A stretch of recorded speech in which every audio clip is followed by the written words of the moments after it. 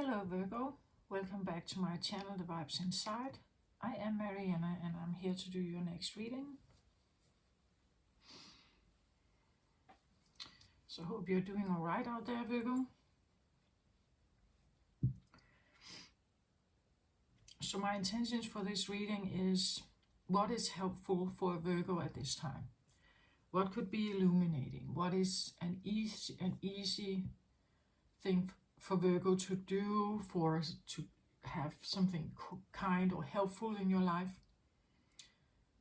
Something caring, something considerate, something that you could benefit from, right?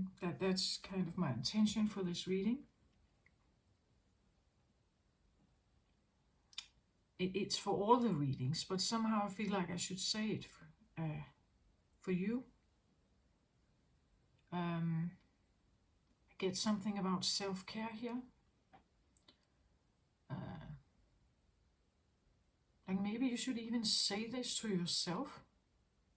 Like, what would be easy for me? What would be caring, like self-caring to do in this situation? What would be beneficial to me? What is helpful to me?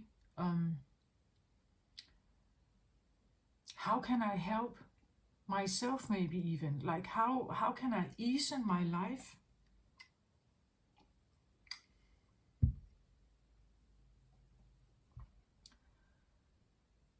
Well, I don't know. I have a Virgo moon, right? So I think I know the Virgo energy very well. Or at least the Virgo energy that is present on Earth at this time. I think it is a totally different one when it's in a higher frequency. In my experience, Virgo energy can be like it's like a machine. Virgo energy is a voice that tells you to perform in a certain way all the time. And it's very high octave. I've talked about this before on my channel, Virgo energy. I get like, you know, like in like really, like the outer, you could say, or the most orthodox maybe versions of Virgo is the nun. It's the priest. It's the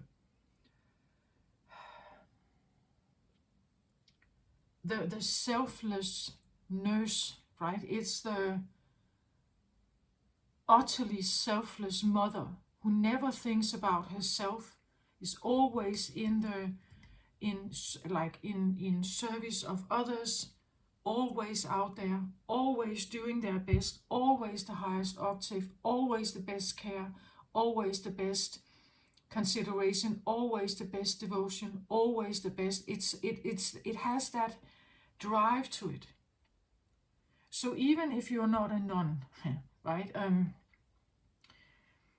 there can be this perfectionistic kind of layer on you. It means that you always dress well. Your hair is like perfect, right? Your makeup is adequate. It's not too much, not too little. Always, you could say, perfect for the occasion. Your clothes is perfect for the occasion. Your hair is. Your behavior is. The way you conduct yourself, the way you perform your job, flawless, spotless, nothing to put a finger on, like there's nothing to criticize, like for others to criticize. In order to make that happen, Virgo has to go through certain thought processes to make that happen. Like they have to think about what kind of, like, my work situation, what do my boss expect? What is the value of the company? What is the value of this group of people? What is the setting? Is this an elegant top priority dinner for all our top clients? Is it a casual hanging out with a few friends. And every time Virgo acts and dresses and performs perfectly. It fits the occasion always.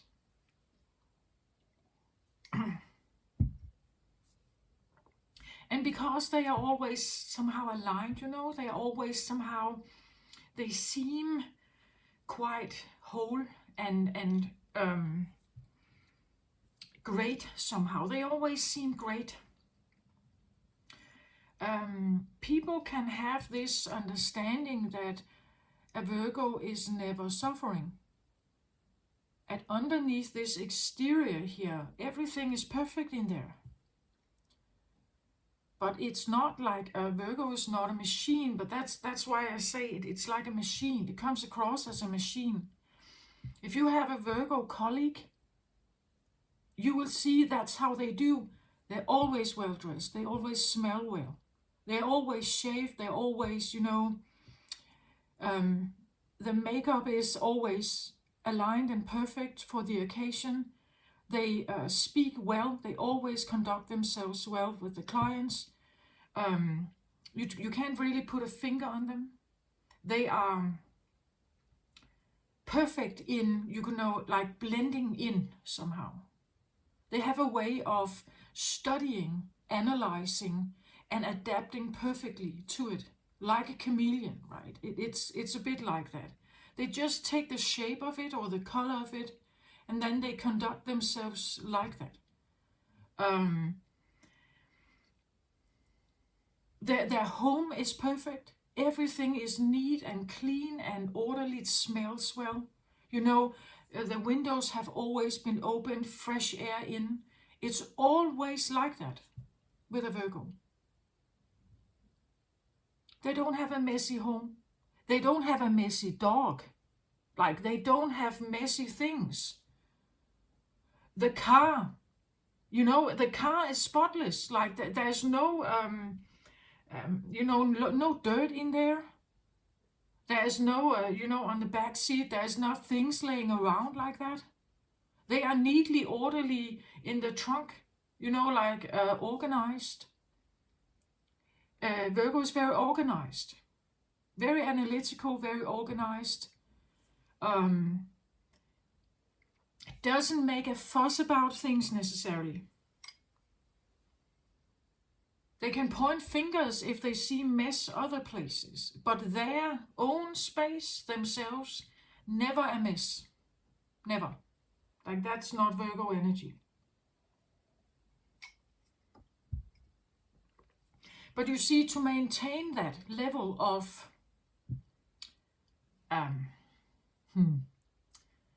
what can I call this? To maintain that level of perfectness, it takes energy to do that. To show up like that every day, like a machine, always the same.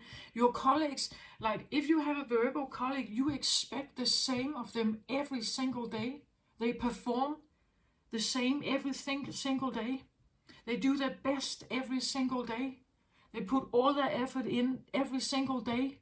Everything is ordered, neat, organized, and so on. But it means that a Virgo cannot fail, right? If a Virgo is somehow acting out of perfectness and something is wrong with them, right? Others can even see it, right? This is where the Virgo is failing. That's how they feel. They fail.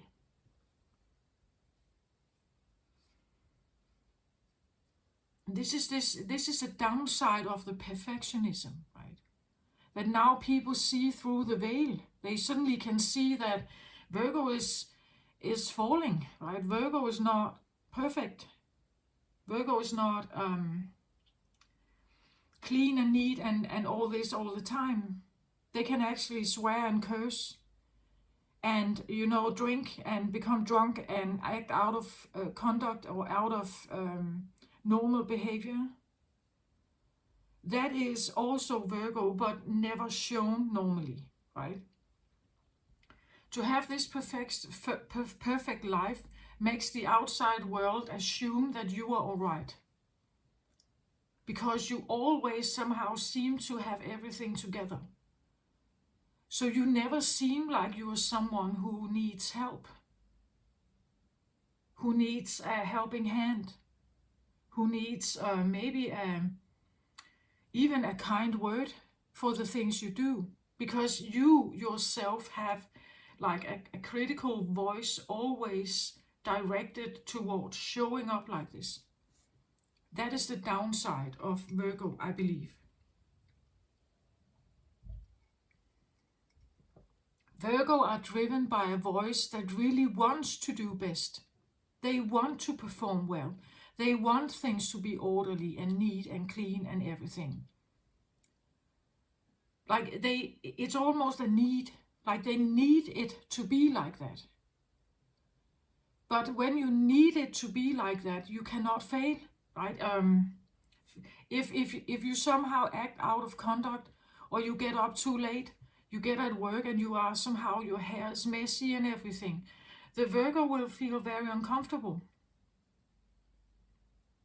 They are now presenting a side of themselves that they don't like. They are failing. And to fail means that you're not perfect. And a Virgo needs this high octave, like they need to perform perfectly. That is that's how it is. Virgo has a very strong knowledge about that, like the perfect can shift into something very ugly. They know that. And they are doing everything they can to avoid the ugly. The fall. The non-control, you could say. Up here, there's a lot of control. Down here, there's no control. They lose their control. They are out of order. They fail. They are misbehaving. Maybe they are dirty. They are ugly. They are mean, maybe. They're mean. They are not kind. They are not helpful. They are not... Again, the high octave describes a very helpful, kind, saint-like energy, right? So if you're down here, you become mean, ugly. You become all this, and they fear this. Like they are doing everything they can to not get here, to not fall, you could say, down here. To not be seen as someone who belongs in this group. That is a disaster. This is failure. Then I have failed as a Virgo.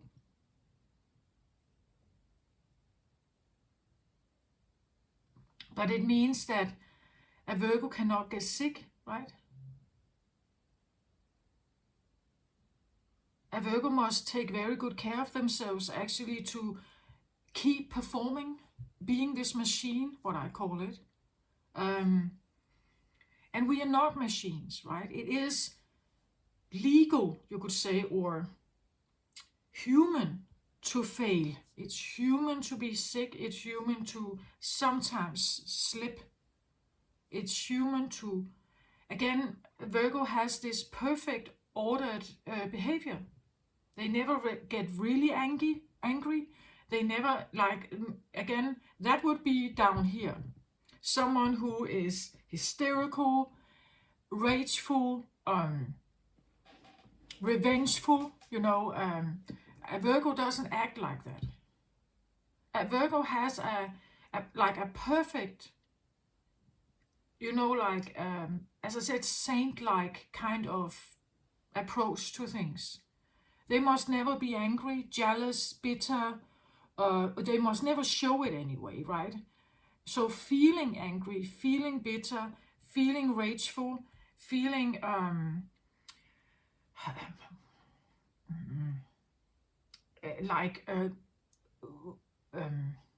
what is that called? Like having outbursts of like uncontrolled laughter, You know, that kind of behavior that's not Virgo.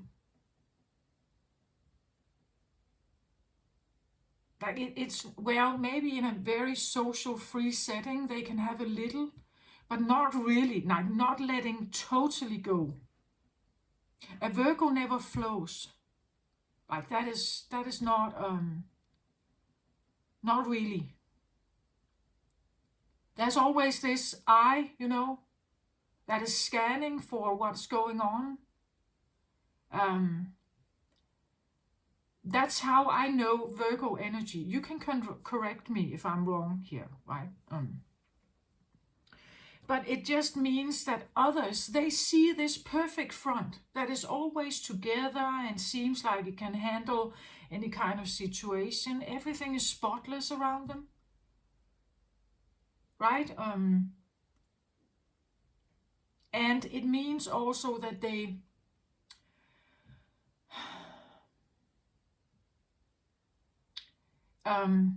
it means that people, they somehow get used to that. They get used to this front somehow, or this way of being. So they are not seeing if a Virgo is suffering. They will not see it. And Virgo will not allow you to see it, right? That would be a failure, to admit that you are not high octave and in control and actually well together.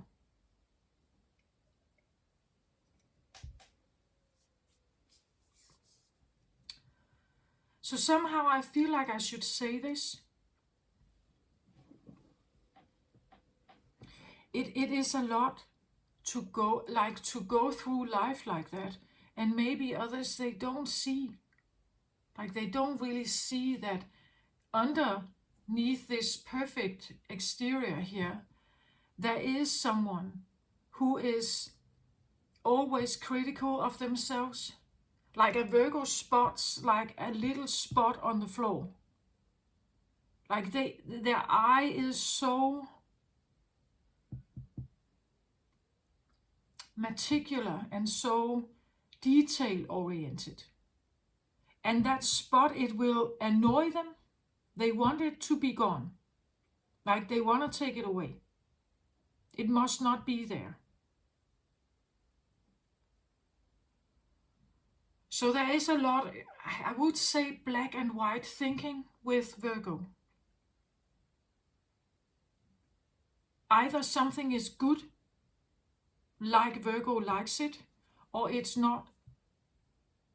Even just a tiny little seed on the floor, or a little sand, a little bit of dust in the corner, Virgo will notice.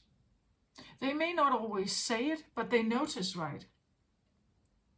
And they compare. It's a rather dualistic sign.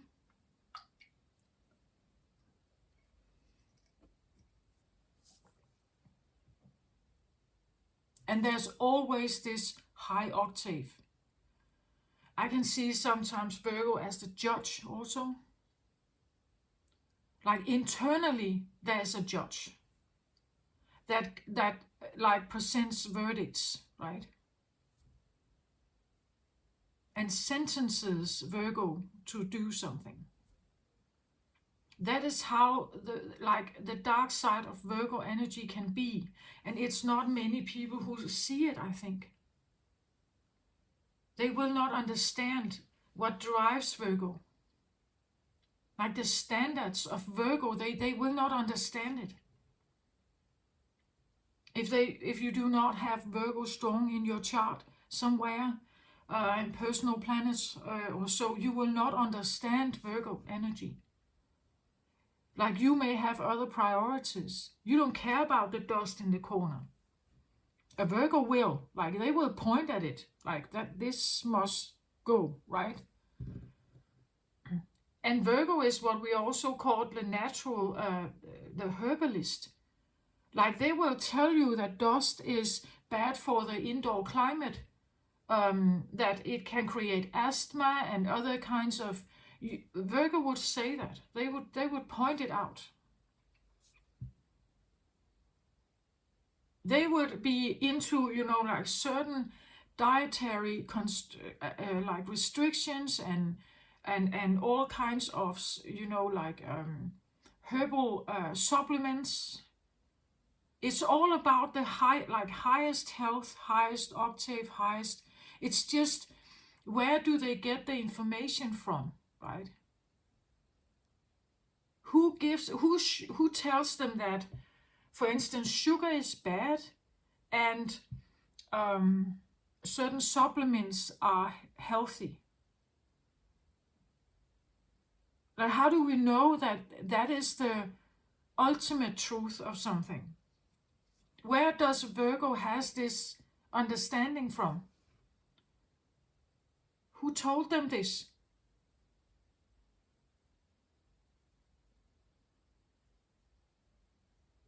Again, as I said, the Orthodox version is like the nun, the utterly devoted nun in the monastery on top of the mountain, praying, sitting in devoted prayer 10 hours a day. Like that is the... And again, the way you pray is also not... There can be bad ways to pray and good ways to pray. Or right ways to pray and wrong ways to pray, a Virgo would say. And she's, of course, doing it the right way. Whoever told her what that is. I have lived around a lot of Virgo energy. I have Virgo moon myself. I'm not quite sure still where Virgo gets the highest octave level from. Like, whoever said that this is better than something, like that this is a better life than something else? Who said that? Like, who said that exactly?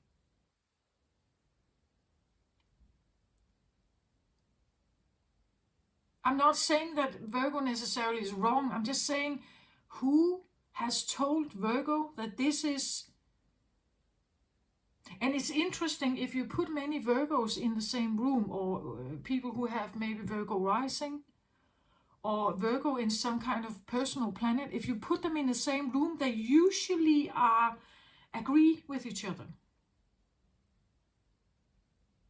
They usually have almost the same kind of like control levels. They have the same priorities. They have the same values of what is the highest octave and what's definitely not, right? What to put a finger on. Up here there are no spots, no fingers. Here there are fingers, right?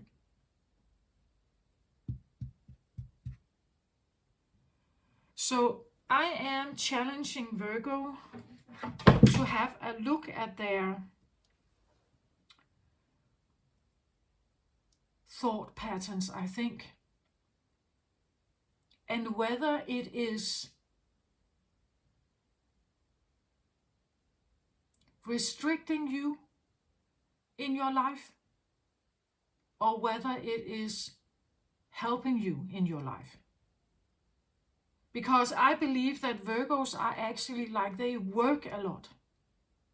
Like, to have this clean room, this clean house all the time, the clean car, the clean dog, the clean children, well-behaved children, always perfect, always aligned, always good, always nice and neat and orderly and structured, and they never get up late. They never get late to work. Their children never get late to school. They always have, lunch boxes and gym clothes. Everything is neatly packed and always in order. Never ever one day will you get up too late. Never ever will you somehow send your children off without lunch boxes. It simply doesn't exist in the Virgo world, right? It doesn't exist there. So to maintain that, be that machine that always performs like that. It gives the Virgo a lot of work, a lot of thought, always thinking ahead. A Virgo is proactive. They always think ahead. They're quite good planners, quite analytical. They're very good at like these meticulous, detail-oriented like jobs, or you could say tasks somehow. But it gives them a lot of work. They take on a lot of work.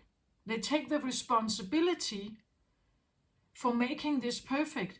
And it means that if they somehow fail, they have not lived up to their own responsibility.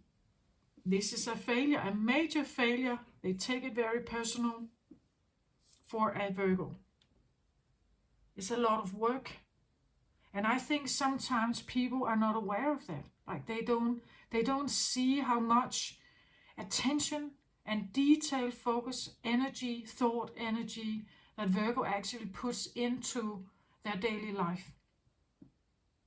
I believe Virgo energy can be one of those energies that are a bit invisible. Like they perform like a machine and we take that for granted until they don't, right? But when it's performing, we take it for granted. We value it and we take it for granted. We rely on it. It's very reliable, very trustworthy, very reliable. And we take it for granted when it works. Right? It's like a machine. But it takes a lot of work, as I said, for the Virgo to keep that up, to keep that sense of control intact, to avoid disaster or failure. So I'm challenging Virgo here to... do you feel like that? Is that correct? Is it true that people may take you for granted, or what you do for granted? Do you get appreciation for what you actually do every day? Do people see the value of what you're doing? If people are not seeing the value of what you're doing, either you are around the wrong people, or you put value into something that they don't care about. They don't have that priority. They don't care. So how does this work out for you, Virgo, right?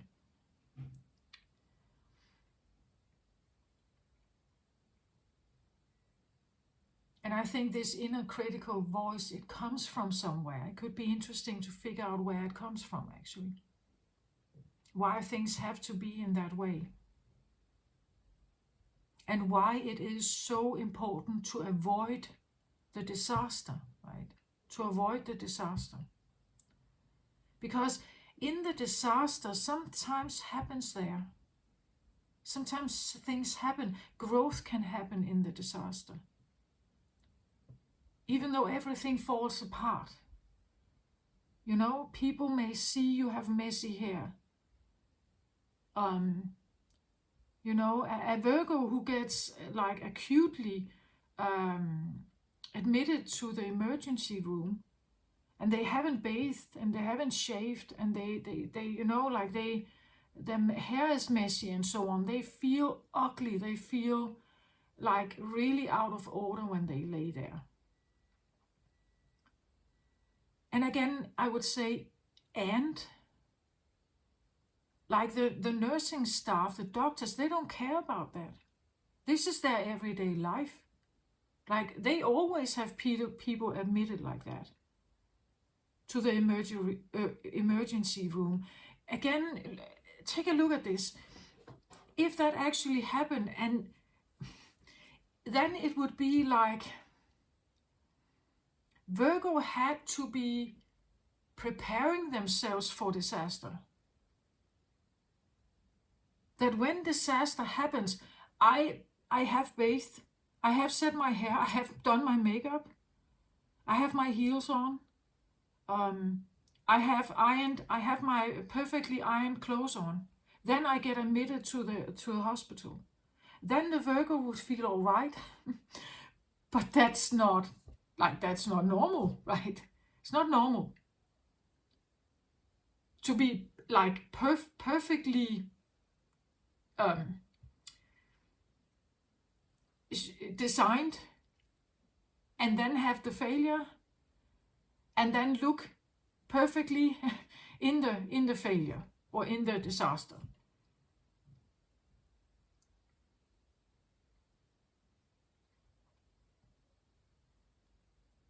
But you see, if this is something I figured out for myself, that I have this, like I've had, and this is one of the things that has kept me going day after day after day, keeping my house intact, keeping my car intact, always looking in a certain way. Now I'm challenging it a lot, but this belief, right? But I actually figured out that if something disastrous happened, I couldn't allow people to help me if I was not like perfect.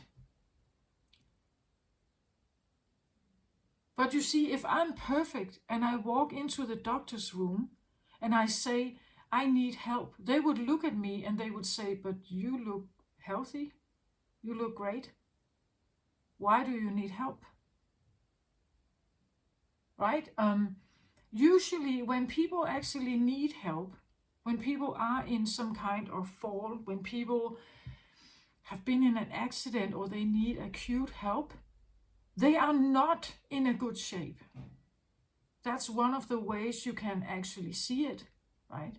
That's one of the ways you realize that they are not all right. Maybe they have wet themselves, right? Maybe they are dizzy or they fall in the street. You would know something is wrong. If someone is walking down the street here in their heels, looking great, you wouldn't assume that there's something that they're not all right. So I'm challenging, if you have this as well, I'm challenging Virgo to, I wouldn't say to be ugly, right? But I would challenge you to think that if you know, like Virgo can get to work and look great every single day, but at sometimes they may have a bit of a flu, right? Sometimes they may be a bit tired, but you can't see it. And other people, they can come to work and you can see it. Like their tie is not really, it's not straight, and they don't seem like they have shaved this morning. Right? You can see it. You can ask them, oh, did you get out of bed a bit late? And they will probably say, yeah, I overslept. Like a Virgo never oversleeps. Like that's not how it works. Because then they put a finger on themselves. Like if I oversleep now, the finger goes towards me, myself. It's a very critical inner voice, and I'm challenging Virgo to, I don't know if we can ever release it, but at least become a little more friendly with ourselves. That being human is not the same as being a saint. We are not angels, we are not gods, we are not supposed to be perfect. failing is normal and human. And again, if you actually fall and break your leg, you may be messy, right? Your clothes may be dirty. Your hair may be out of, like the wind took it and made it messy. It doesn't matter. When you get admitted to the emergency room, the doctors and the nurses, they don't care. Even if you haven't bathed for, that would never happen with a Virgo, right? But even if you haven't bathed for a week,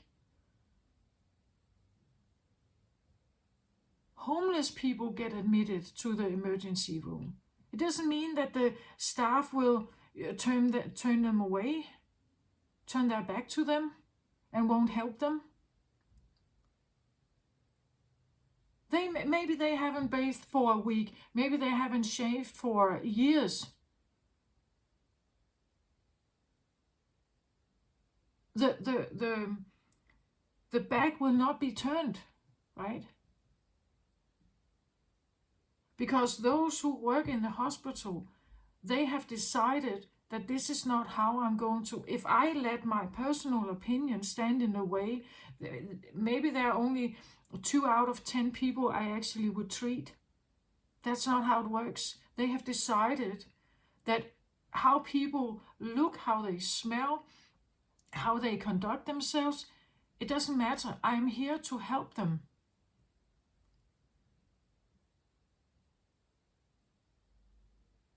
Right? Okay.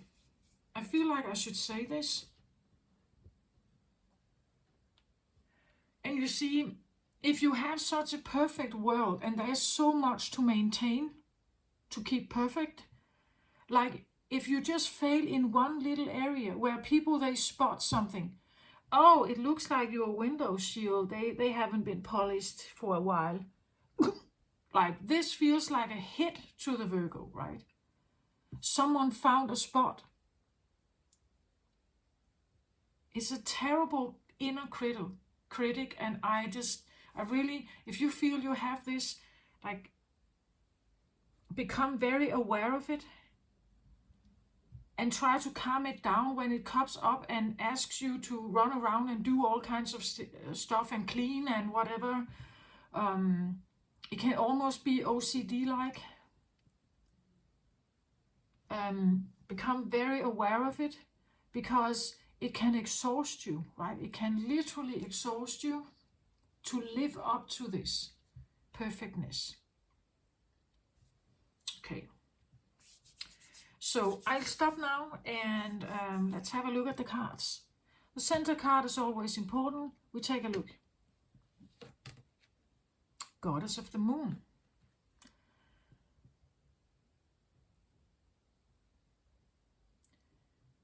Well, the Goddess of the Moon is usually, well, she's looking at the moon here. She's juggling it. The Goddess of the Moon can be someone who works at night. She can be secretive. Moon energy can be secretive, hidden, a side of you that people don't see. As I said, they see this perfect front, but they don't see what's going on behind it, and what kind of worries Virgo may have, what kind of strict behaviors they live by, and what kind of life they definitely cannot be part of. Right? So here we have someone who is either confronting their shadow, looking at it. This is actually what I'm asking you to do. Like, take a look at maybe this, like this critic, like the inner critic, because nobody sees, like people do not see the Virgo's inner critic. Virgo feels it. Virgo hears the voice. Virgo hears the judgment, the verdict, the sentence. Virgo does. Everyone else does not. That's exactly what they do not. They just see this like perfect kind of well together, put together kind of person. This is like looking, she looks directly at it, right? We have a full moon in Gemini coming up tomorrow. She looks exactly at this, like this moon, right? So this could be someone who is confronting them, right? Virgo is also known as the hermit. The hermit goes into the dark with a little lantern, looking for answers. So it means that Virgo can also be self-reflective, like not afraid necessarily to go this extra mile to maybe figure something out.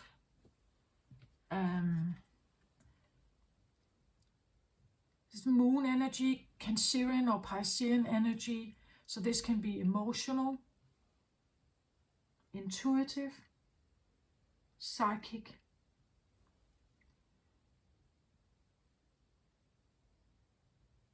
I want to say with this reading, I feel like, again, have a look at what you take personal. So when people say something to you, do you take it personal? Is it supposed to be personal, maybe? Do you think that? Not everything people say is supposed to be taken personal. I think we as humans, we take way too many things personal.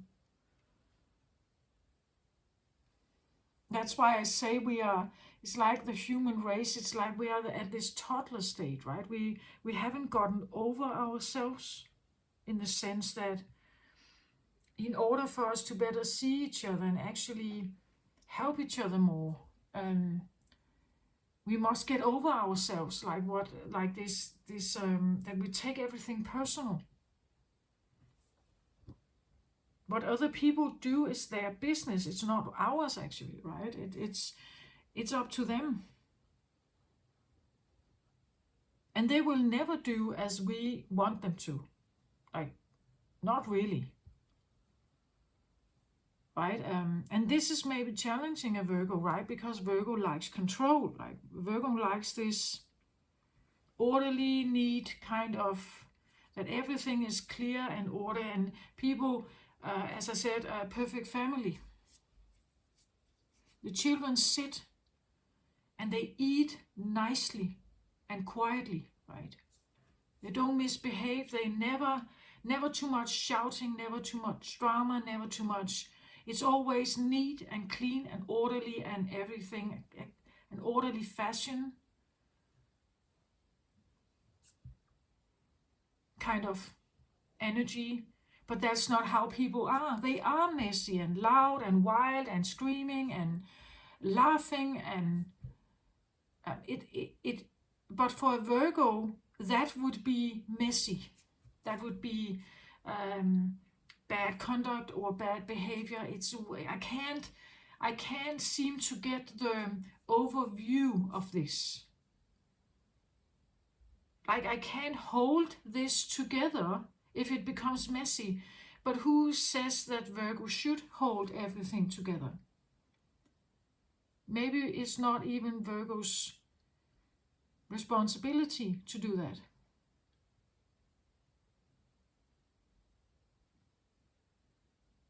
But it will stress a Virgo if there is not this, and therefore the children will be disciplined. The children will know from a very young age how to behave and not to behave. Because the control, this neat, perfect, in line, well dressed and everything, it's all very, like, that's the very, you could say, critical voice of Virgo, right?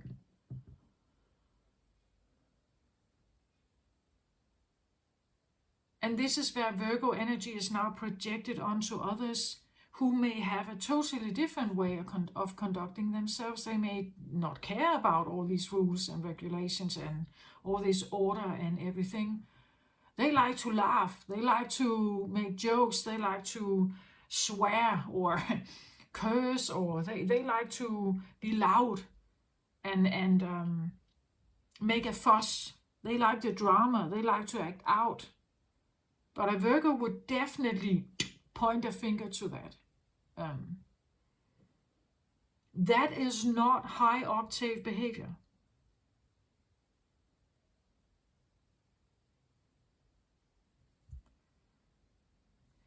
So here I feel like someone looking at maybe some of this, something hidden or something unspoken. Moon energy is like that. It's things we do in the dark.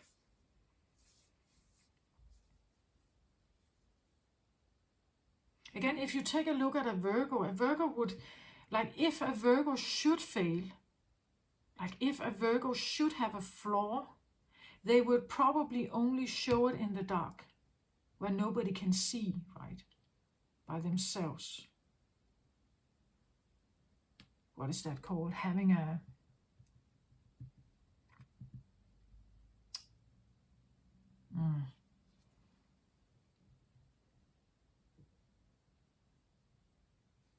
like if you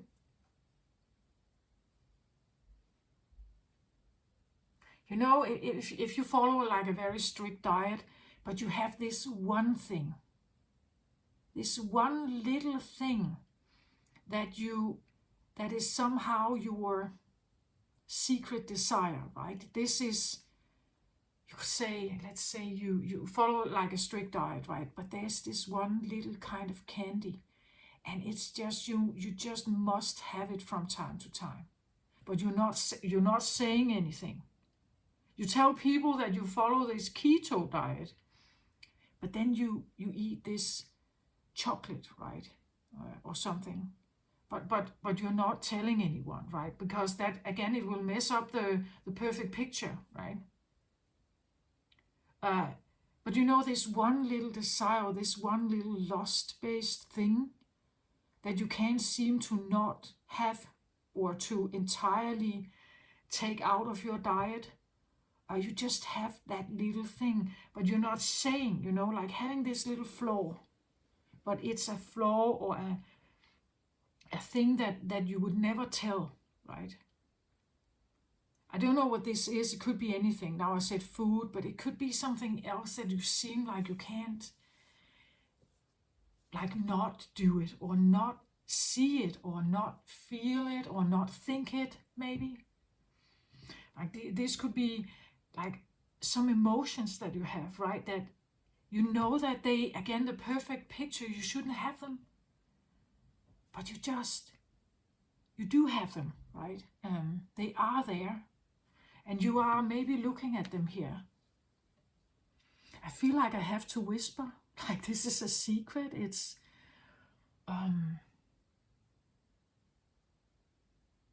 again, you're looking at this in a place of like a secret room or a secret place, or only at a certain time of day, or by yourself, alone, things like that. Yeah, and I feel like I have to whisper. Like I shouldn't say this, right? It's a secret. Sharing a secret with someone, maybe. Again, if a Virgo would actually share this secret with someone, it would make this other person see that Virgo is not that perfect. They do have a lot of, you could say, seemingly perfect behavior, but they're actually human. They do have this little thing that they're doing, or thinking, or saying, or, right? This could even be that you are confronting, like the finger that would point, that you realize that you have this finger. Maybe Virgos do not necessarily like point it out to others. Some do. I believe parents would. They would tell the children, this and this and this and this and this must not be. Fix it, right? Clean up your room. Do your homework. Because these things must never be out of order. They must never be not done.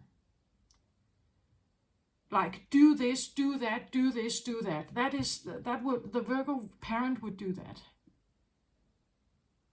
They would stick out the rules and what to prioritize, right? Maybe you're looking at that, your finger, like the pointing finger that you can have towards others, but maybe also the one that gets pointed, the one you feel that also points to you. Like maybe you're feeling into this inner critic here. And why? Where does it come from? Like, where does the voice that is the judge that is sentencing something, where does it come from? Who told you this? Who gave you the rules? Like, where do they come from? Do they come from your parents? Is it from church? Is it from school? Is it something that is like a saying in society? Where does it come from? And it's not a problem if you feel okay with it. If you feel like your life is perfectly in order, but then you may not look at these messages, right? But when you feel that everything is all right, then you're maybe living a life that is suitable for you. But if you feel like these restrictions and morals and rules and all the pointing fingers, all this, like when the control or the need box is not perfect, when that gets challenged, it's actually, I feel like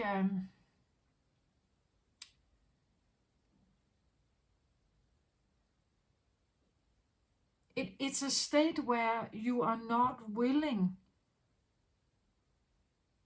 to see another side.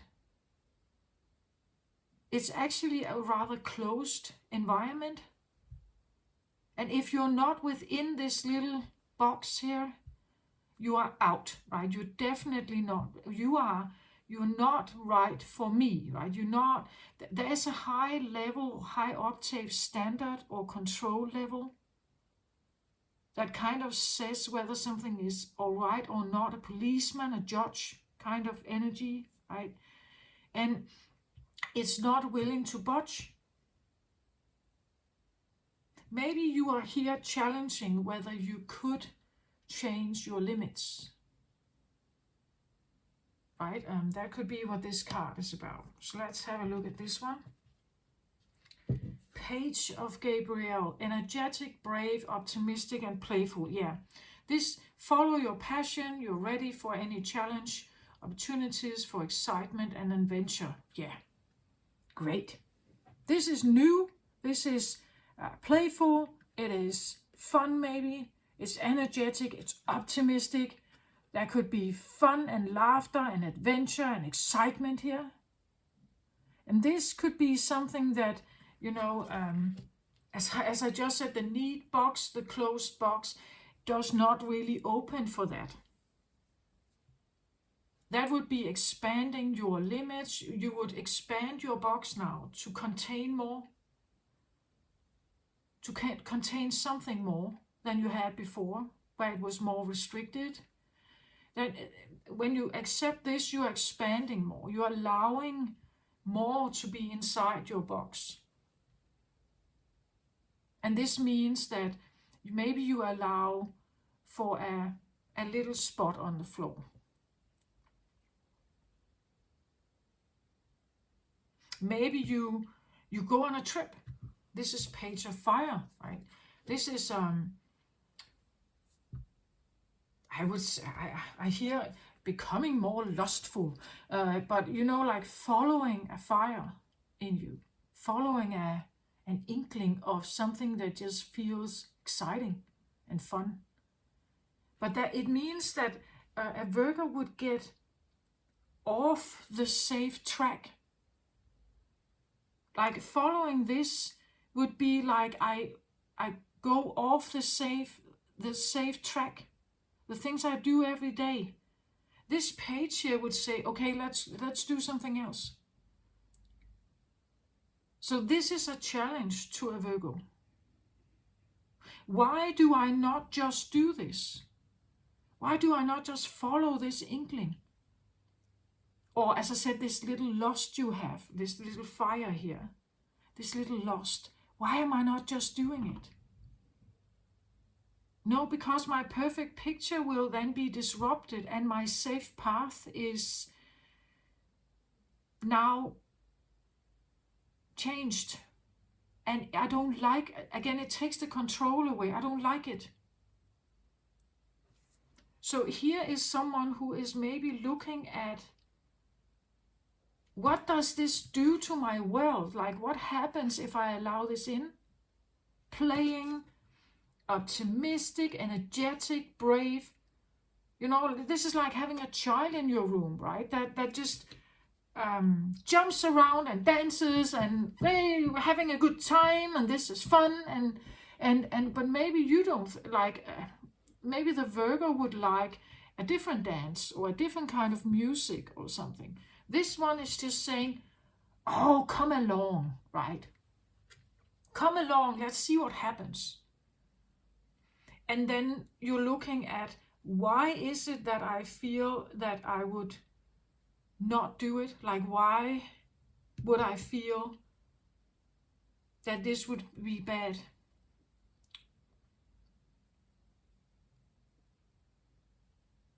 To allow, like having, this would be a little bit of a, like, let's say, childlike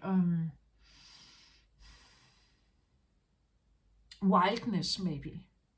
Being a bit wild. Running around, jumping around like crazy in the living room, right? Why is that such a bad thing? And I can almost hear it, right? Like, but that is not correct behavior, or that is not like an adequate behavior. That is a wild, uncontrolled behavior, which, as I said, if you live or have lived or know or recognize this very critical Virgo energy, you will reject it. You will walk away from this. Places or, because if you do follow this, like the possibility of failing here is always present.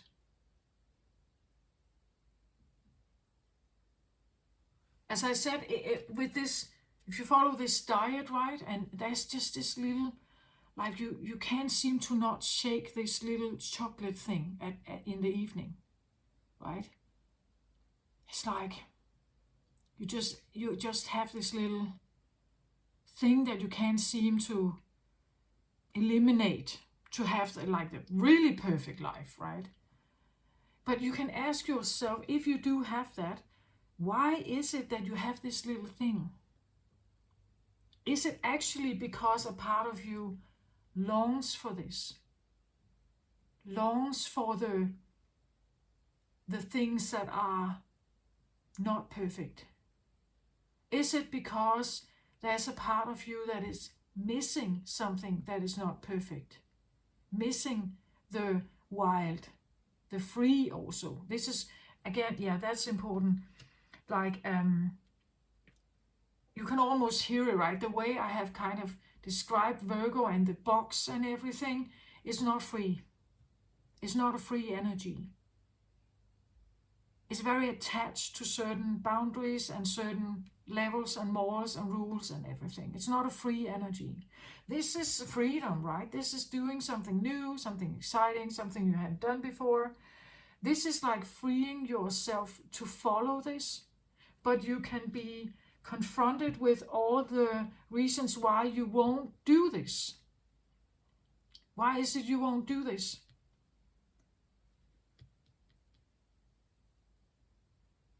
Why is this so wrong?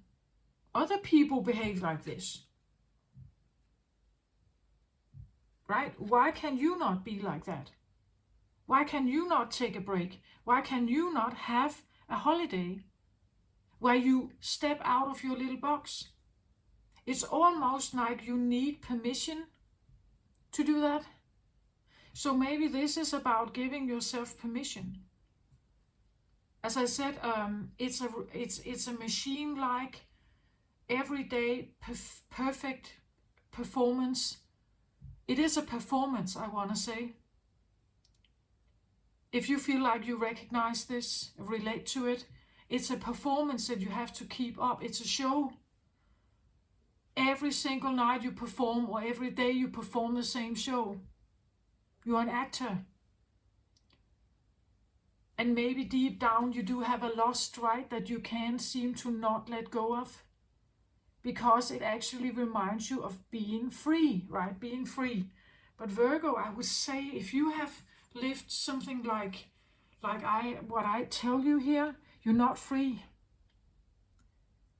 Like, you may believe that the control and the high levels here of standards, that it somehow protects you, but you're not living a free life. You have no freedom. You have work and obligations and rules, but you have no freedom. So this little thing that you do at night, or this little thing you do in secret, it's a reminder of you could be free. You could be more free.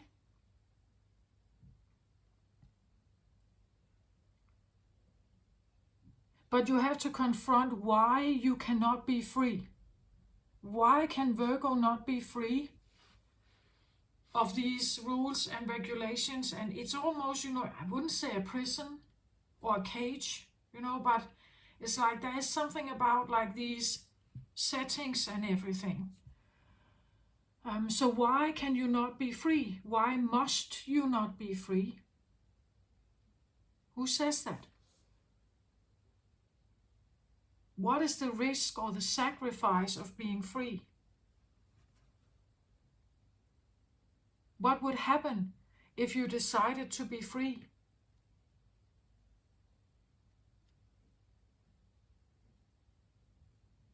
And be wild? I believe there is something at risk.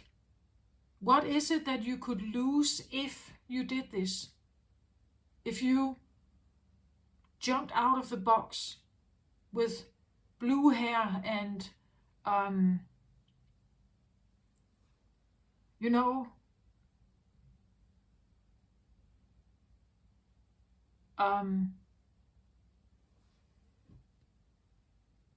blue hair and uneven socks and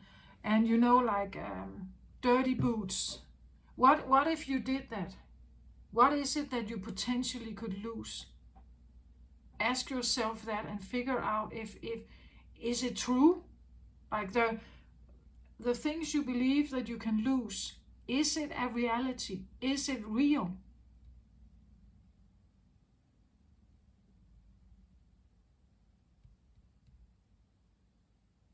Will people really judge you that badly?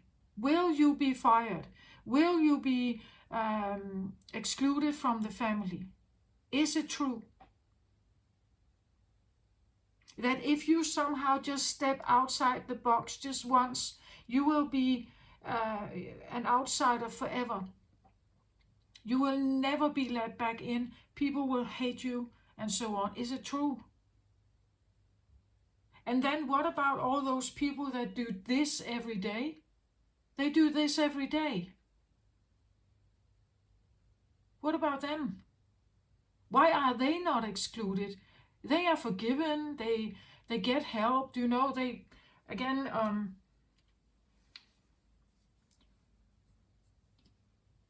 Why is it that you cannot do this?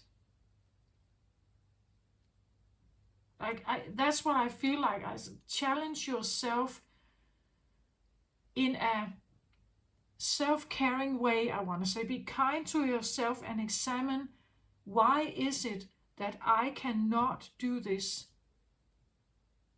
Break the rules. What would happen if I break those rules? If I show up unshaved one day?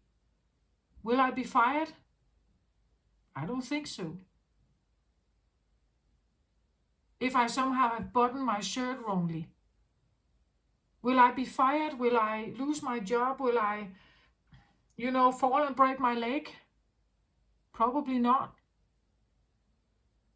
But there is something that keeps you in, that keeps you in the cage or inside this box.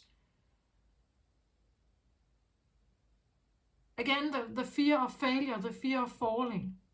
But why? Why is that so terrible? Like, you could have more freedom. You could laugh more. Again, living by this standard is a constant strive. It's never, you never have free time here. There's no leisure time. Maybe you take a little bit here. As I said, this little chocolate thing, right? Maybe you give yourself just 5 minutes to enjoy this little chocolate, and then you keep your diet again, right?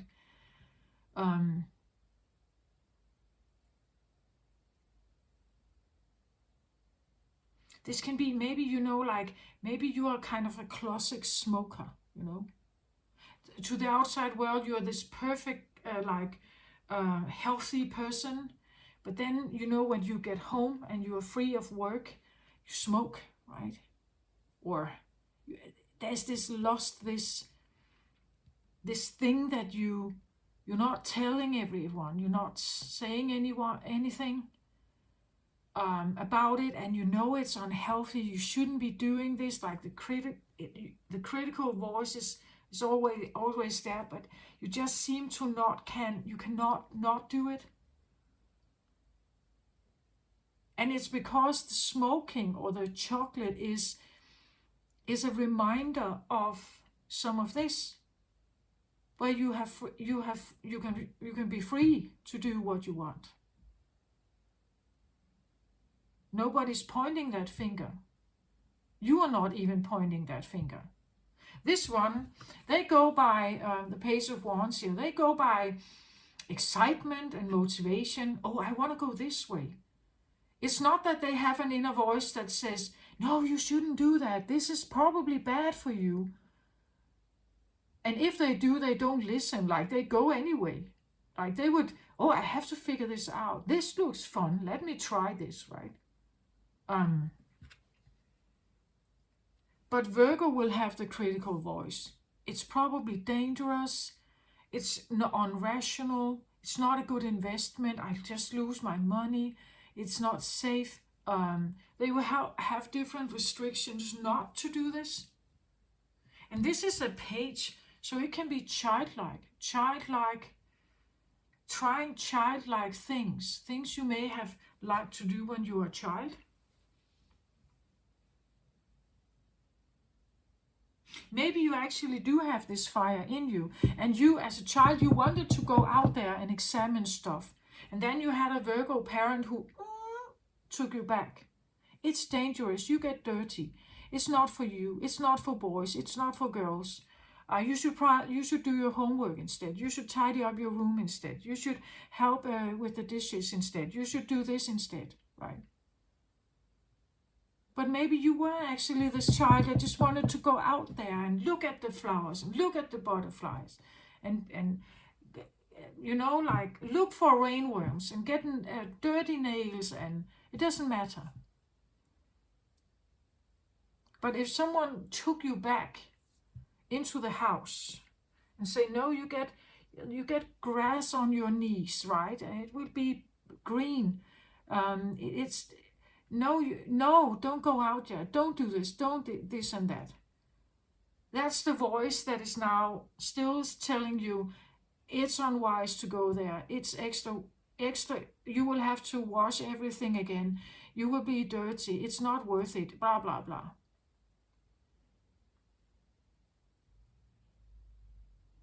And you stay in, right? Okay, next card out here, I get 8 of Wands.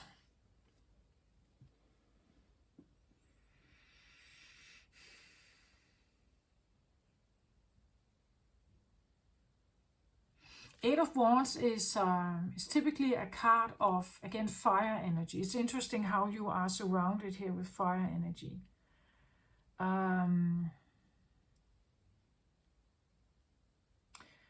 Eight of Wands, usually this card is interpreted like back and forth passionate communication.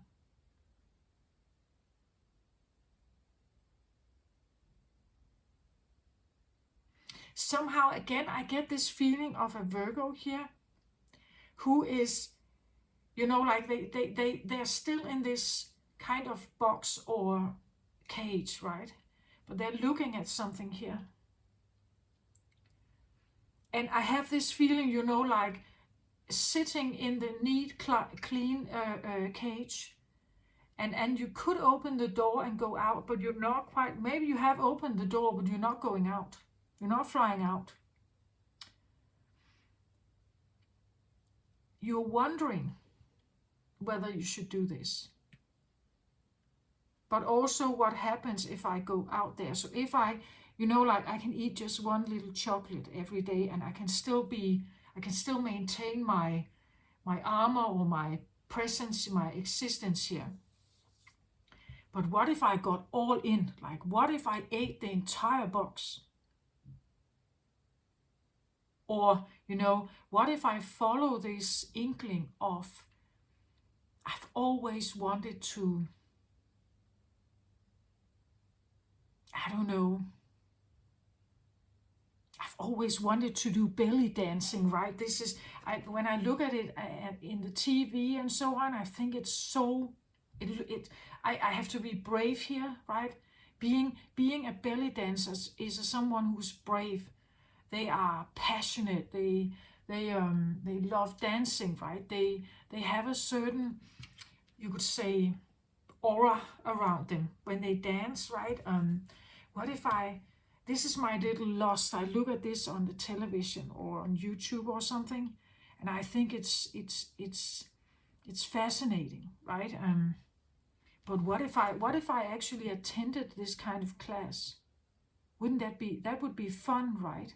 But I need to get out of the cage then. And if I actually do this, what will happen? What if people saw me, right? What if they recognized me out there? What kind of response would I get? What if I'm acting, you know, like back and forth, passionate, fiery here? What if I show a little cleavage here, which I normally don't do, right?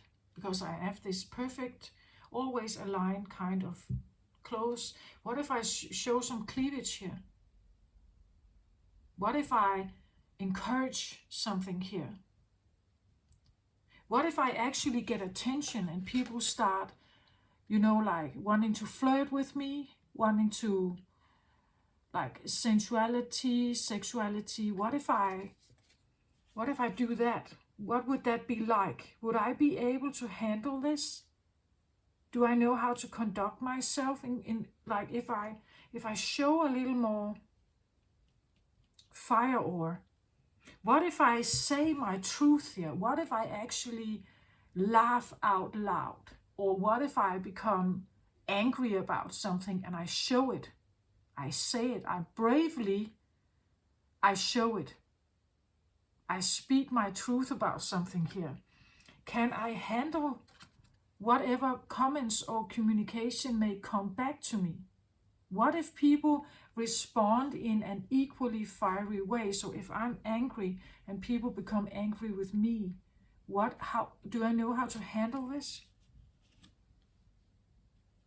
Do I know how to handle myself if I do something out of conduct here, my normal conduct, and there will be a response to it? Do I know how to handle that? That would also be moon energy, like looking at your fears or shame, looking at what if they tell me to leave? What if I get fired? What if they actually make a pass on me? What if this escalates? Again, what if I start something and it escalates and I can't, like draw it back? What if I get out of my cage and I do something and it escalates and I can never return into my safe little cave? What if it gets out of hand? That could be what you feel like. What if it escalates? And when something escalates, it is a problem for Virgo, because Virgo likes something that is controlled, orderly. What if it escalates and become messy? This is like, striking a match, and here it becomes a forest fire, right? What if I strike a match here and it becomes a forest fire and I can't control it? What if I strike a match with my sexuality maybe, and it escalates and I can't control it? Right? I get out of hand. Fire energy can be lustful. We could say this could be, fire can sometimes for me also be an addiction, right? That you start something and for the first time it feels fun. Again, as when you start smoking, right? Well, it is exciting. It has this, maybe there's this feeling of belonging to an older group. You feel more mature or older or something. You do it for some kind of reason. But then it becomes more and more, and you now are a full-time smoker here, right? Or something, or drinker. You drink here. You take a drink. And you know that if it escalates, you could be right back there. Now it calls you back, right? It could be that you are wondering if you should contact someone here with like I don't know, maybe flirtatious or something here. Wondering if you should flirt with someone. But then again, what if they actually call me back? What if they are interested? What if this becomes massive suddenly? Like maybe I just want a little play. I would just want a little, like a nice playful time. But what if they suddenly make it into something more here that I'm not like prepared for?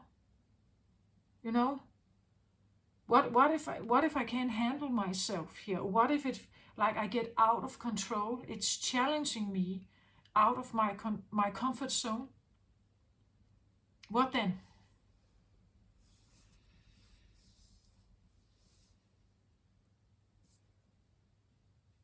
And I feel like being in this feeling of I'm not sure what to do, right? But at the same time, I can't leave the chocolate alone, right? I can't. It's the only thing that reminds me of potential freedom, of potential looser reins, right? That's why I still have it, because it's reminding me of this other side of myself, or the freedom side, the non-controlled way of Virgo. It's the opposite. It's the opposite of, you could say, the orderly, neat, cleaned, very like structured. Then you have the forest fire that's out of control. You can't seem to like distinguish it again. You can't close it down. So it's like opposites. That's why you can't let go of the chocolate, right? Because you need a little chaos in that order. The yin and yang symbol, like even if you take the yang symbol, there's a little bit of yin. If you take the yin symbol, there's a little bit of yang, because it's like you can't seem to like be only one. You can't be only yin, or you can't be only yang. There's this little thing, right, that that you somehow, because if this is not present, it becomes very restrict.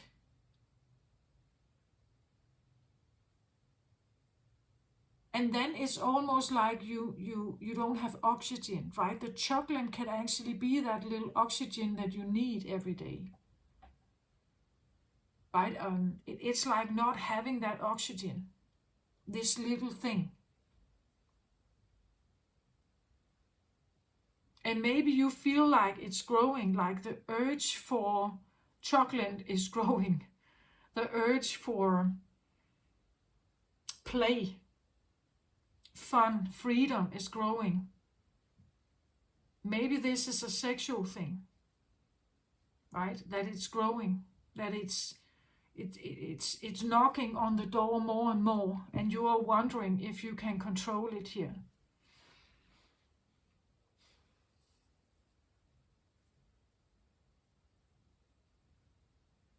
Because control is your comfort zone, right? That's your comfort zone, but I'm not sure that you can control it. So it's something about realizing that what I'm dealing with here is not something that can be controlled. Like innately, it's not controllable. But you can, of course, approach things in a little, again, when you strike a match, you don't necessarily get a house fire or a forest fire out of that. Only if you let the match touch something else that can burn, right? So if you keep, or you light a candle like this, the candle, you could say, is like a controlled way. But if the candle knocks over, or if I leave it unattended, and it burns down, or potentially, I don't know, maybe it could catch fire, right? So it's something about maybe if you play with fire here, fierceness, bravery, fun, something that is loose, I want to say. Something that is maybe, like not within the box, like it's not in here. It's more loose, easier, maybe a bit more messy, maybe a little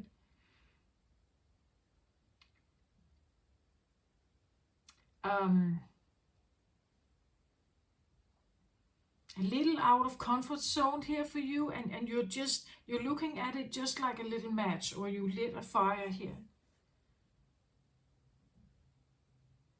But lighting that fire is not the same as like a forest fire, right?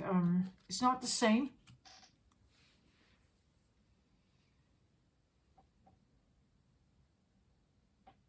Lighting a match is not the same as a volcano eruption. But you're wondering if when I strike this match here, am I actually creating a volcano eruption in me? And if that happens, I cannot keep my neat appearance up. I will be something else. I will become something else. And again, you will be faced then with like the fears of that, like the fears of what happens if I actually burst out in wild laugh. What if I color my hair blue? What if I quit my job? What if I just, become a hippie? What happens if I do that? If this little match here that I'm striking is going to take over, so my orderly, controlled, high octave life is going to be something else. What if I can't keep my order and my comfort zone intact when I do this? Or if I wonder if I should do something. Well, like when someone who has like these very strict orders, comfort zone, if they fall in love with someone, it's going to challenge this comfort zone, or if they feel attracted towards someone, it's going to challenge the comfort zone, because this other person who may be interested in them, who may have a lot of fire here, they will act in a certain way that is going to challenge that comfort zone. So I feel like here it's something about challenging that comfort zone, allowing, as I said, maybe the box to be a bit wider, that there can be more in here that is okay for you, Virgo. That you can allow something in here and you are still okay. Even if you show up with an untidy tie, or you haven't shaved that morning, you will still be okay. It will still be okay. Or if you let this person into your life, if you play with this, you will still be okay. You know, Virgo is sometimes seen also as the virgin. So this could talk about sexuality, like if I let something like this, if I open this up in myself, then I can't go back to being a virgin then, right? Something is now broken then. So if I start, allowing my sexuality to be a bigger part of my life, or if I start just doing things that I really feel motivated and inspired and passionate about, if I start doing that, I can't, maybe I can't stop it then.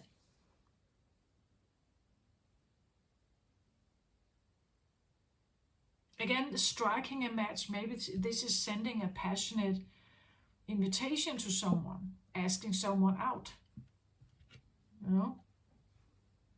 And you're wondering, what if this actually escalates? What if this becomes more and more? How is that going to challenge me? This could even be the other way around. It could be that someone is striking the match. They are inviting you out here. They ask you out. They like you. And you are wondering, if this is going to escalate, how is that going to challenge my life here? How is it going to challenge my comfort zone here? And what I actually want to have, like the box that I have, right? Do I want this in it or outside of it? Does that make sense? Okay, let's have a card on this page of Gabriel here. It says luminous warrior here. Actually, I feel like when I get warrior card here, I get more the feeling of you. Like you are challenging your own boundaries. Luminous here. Luminous, fiery, right? Luminous warrior. I walk into something here deliberately. And because I do that, I know it will challenge my comfort zone. And then I deal with it, right? I look at it. I look at the feelings that come up. I twist and turn it, and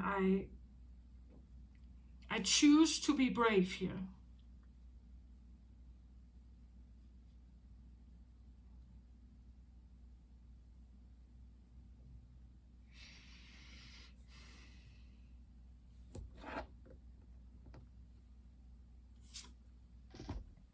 So for the Eight of Wands, I get Page of Wands.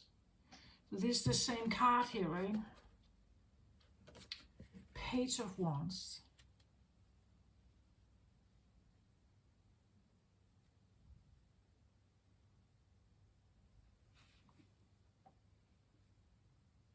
So now I have Page of Wands on each side here.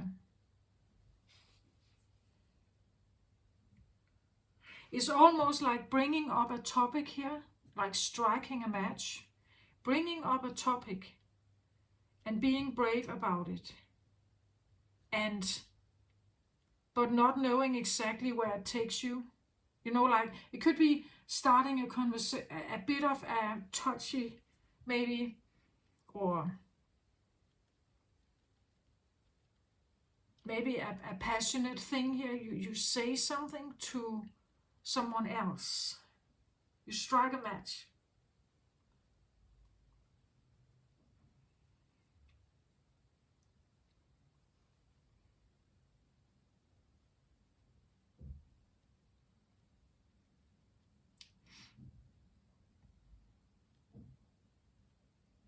Because you want to be brave and put lumen here is light, right? Put lumen on something.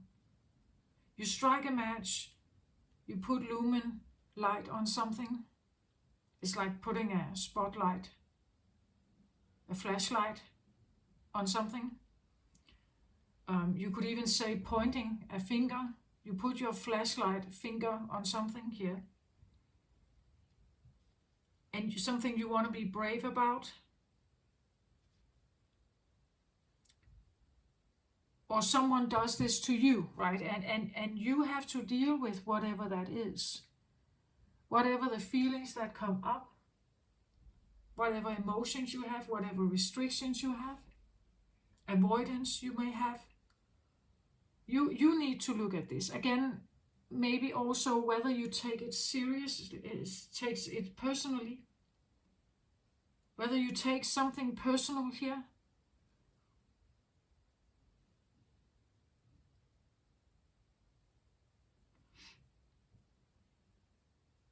It could be that, let's say you have a conversation with a child here.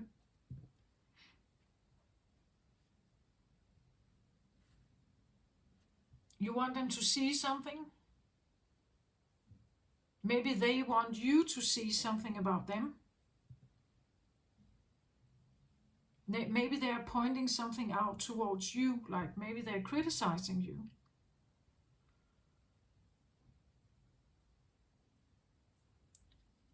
Or you are, as I said, with the hermit energy, you are investigating yourself here. You are putting a spotlight on something about yourself and being like a warrior about it. Wanting to be fierce and brave and go in and look at this and dealing with whatever emotions you may have about it. Not necessarily taking that situation personally.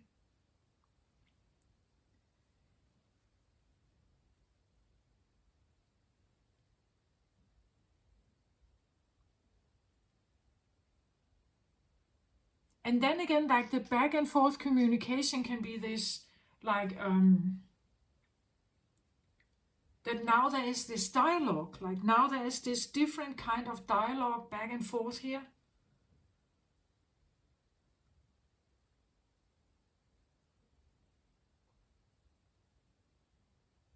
It feels a little bit like sometimes the cards on the left can indicate past and cards on the right can indicate future. Maybe you did this in the past, like you struck a you were striking a match here. You started up something and wanted to be like a warrior. You wanted to go in and look for some answers here. And you have been dealing with something emotional about it. And now you are in a situation where what you put light on at some point, you have actually a conversation now, right? It could be, you know, like a situation. Let's say you have a grown child and they don't live at home. Maybe they, you know, like they could be married and have children somewhere, right? And you don't have maybe a close connection with them. And then at some point you did strike a match here. You said something. because you wanted maybe the situation to change here. You wanted to clarify something or to figure something out. You wanted to figure some kind of, you wanted to be brave.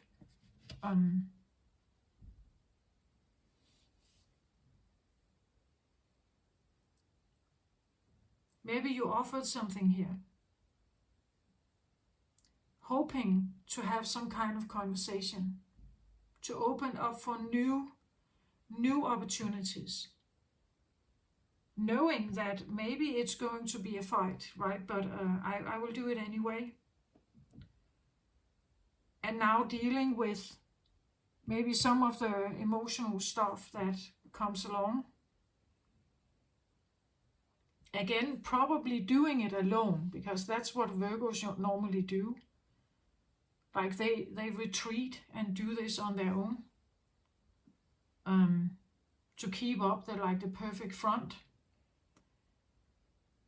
And then I feel like the same match that you were striking here, it's like there is a response. Something is responding here. From one little match, like this could be you send a message. Like, I'm sorry, I know I messed up or something, but I would like to try again. Can we try again, right? I'm willing to put in some work. I know I want to do this, right? I'm willing to put in some work here. And then they maybe respond, maybe they actually bite you back here.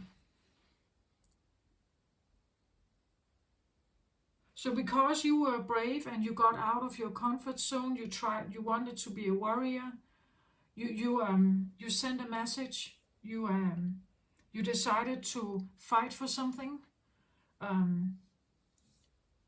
It actually maybe is working out here, like the same page here is now responding.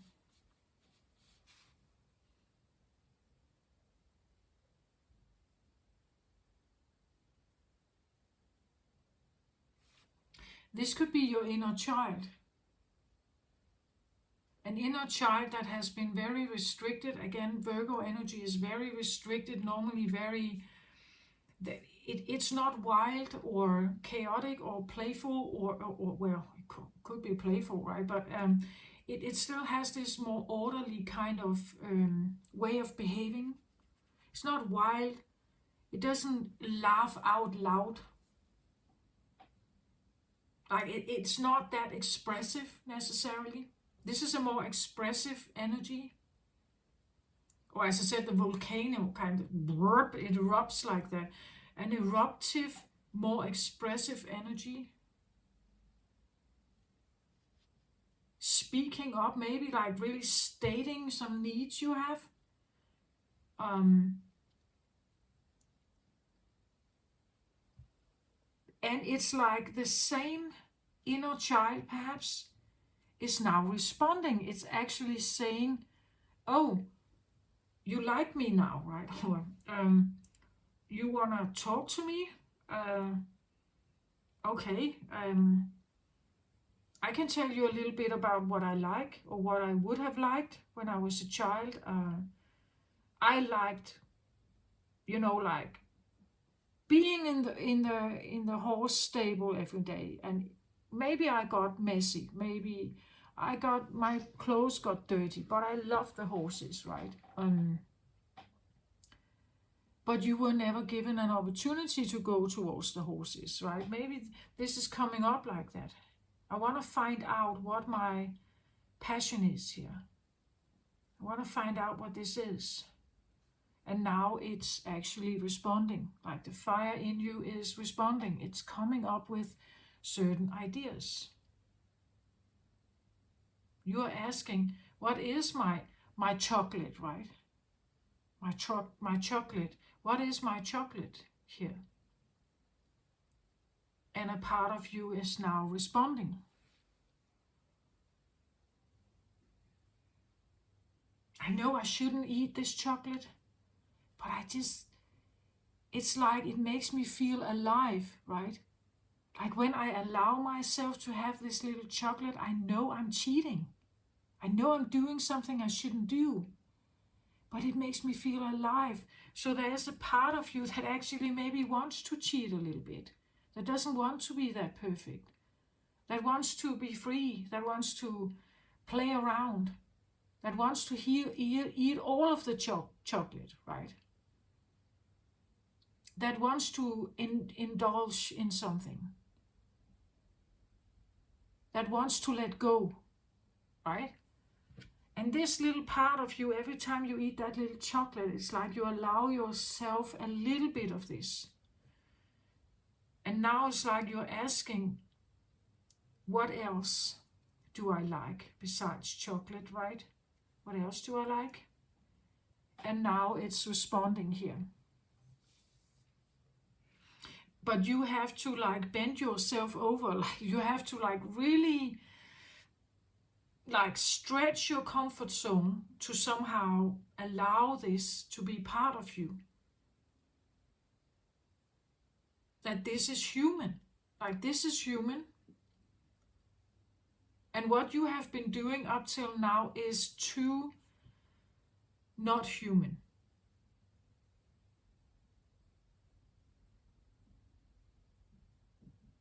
It's work, not only work, no play, right?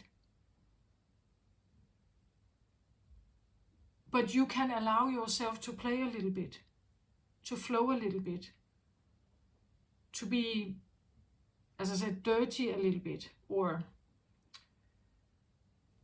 let's say misbehaving a little bit. Not shave a little bit, or step outside of the box. Life is more than just this very strict kind of life.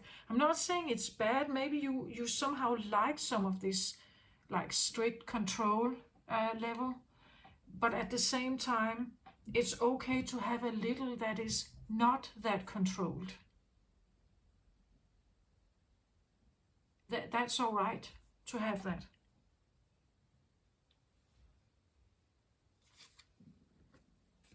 So I'm asking here, can I get one more card on the Eight of Wands here?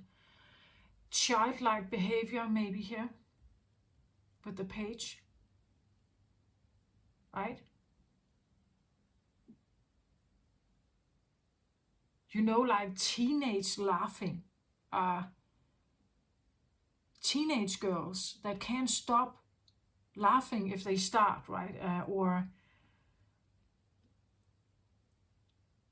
being girly, like really girly.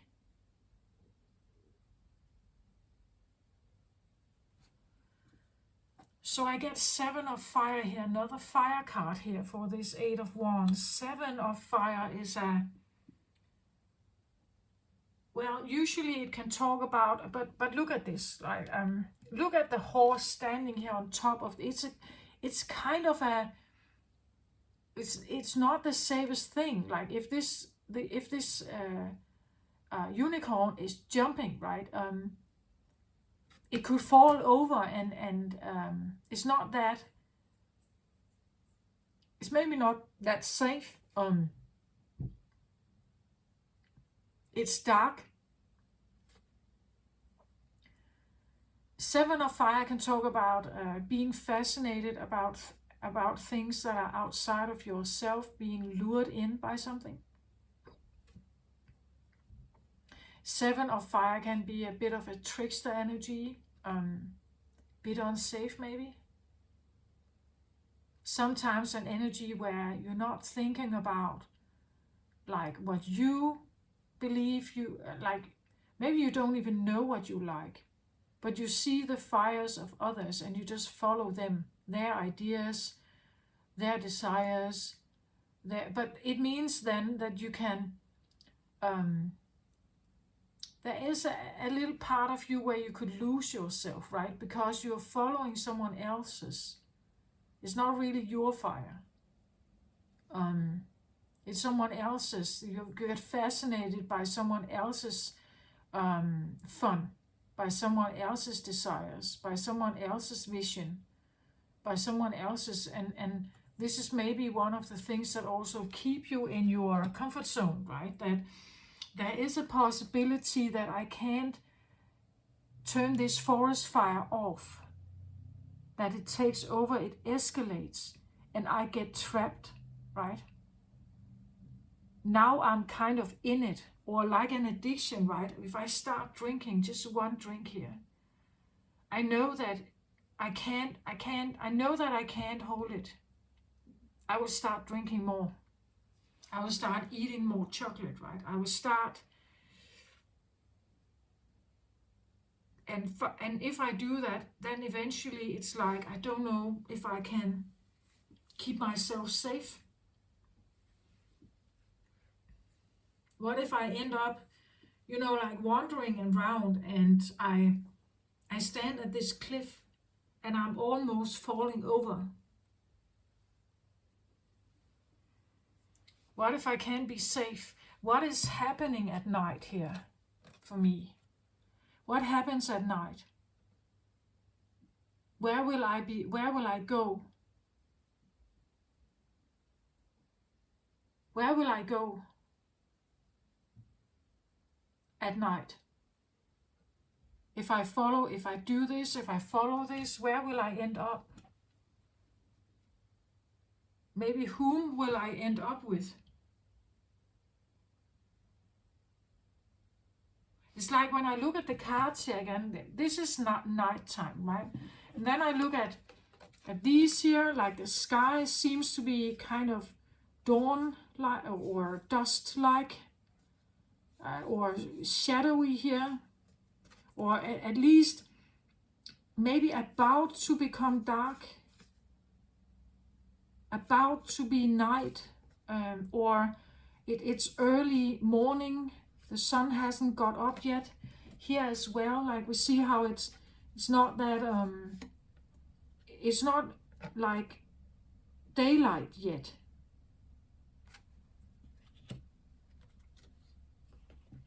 It's not daylight yet. And here it says luminous, right? It's like something that lights up the dark. Luminous warrior. She has a focus on the moon here that also lights up the dark, right?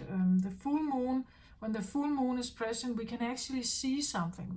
We can navigate a little bit, right? Like this fire here is maybe like, again, this little fire here can make you like a little torch can help you through the forest, right? You can see a little bit more.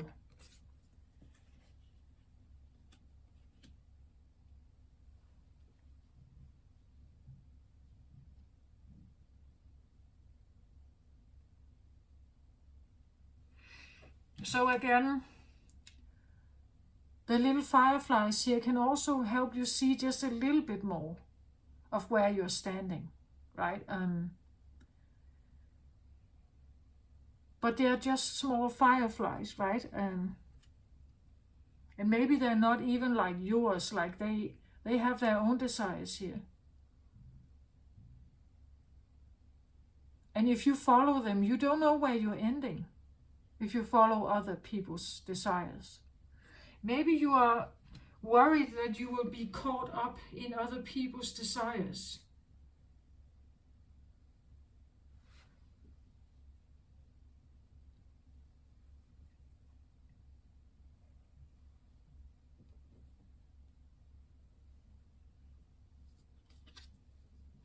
Look at this here, like the goddess of the moon. I took a card out here, the beloved. This has to do with someone you care about, I think.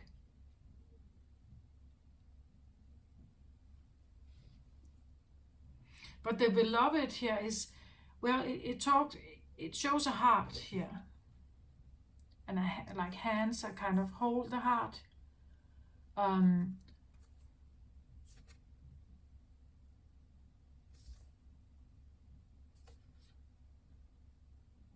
It's interesting when I show the camera, it's like there's a face in the heart here. I can't see it here. There is a face there, smiling. Okay.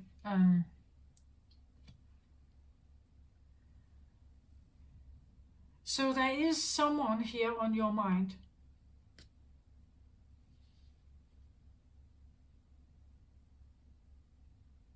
Whom you care for very much. And then there's this fire around you here. Because this feels much more like, again, moon energy, emotional. It feels, as opposed to desire-based, which fire energy usually is. This feels more and more heart chakra. It feels emotional. It feels personal. It feels intimate. It feels close.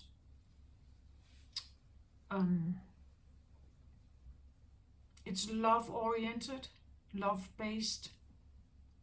Where this feels a little more like,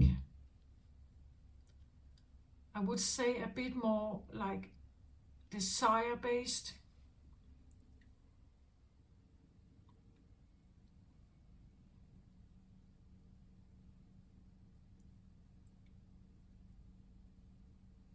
Again, there is something about the high octave. Like maybe this feels more like the high octave.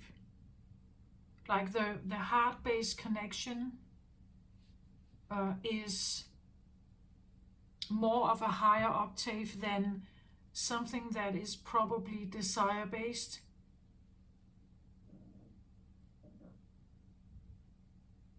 I have this, again, like the perfect diet, but I just have this little chocolate, and the chocolate is the desire, right? But all the other things that I do aligns with this. Like there's something that kind of keeps, or the other way around. That many things you do that because you must. You use your willpower to do so. And then there's this little chocolate, which is actually your beloved. Like this is the real feeling, where this is where I feel alive. This is where what I love to have in my life. And then there's all this other stuff that I kind of do. I use my fire on it, but it's not really what I want. It's something about what is it you truly want, I feel like. And what is going to give you a feeling of positivity, well-being, relaxation maybe. Still safety, but also maybe like, like expanding your box a little bit here. Can we allow something in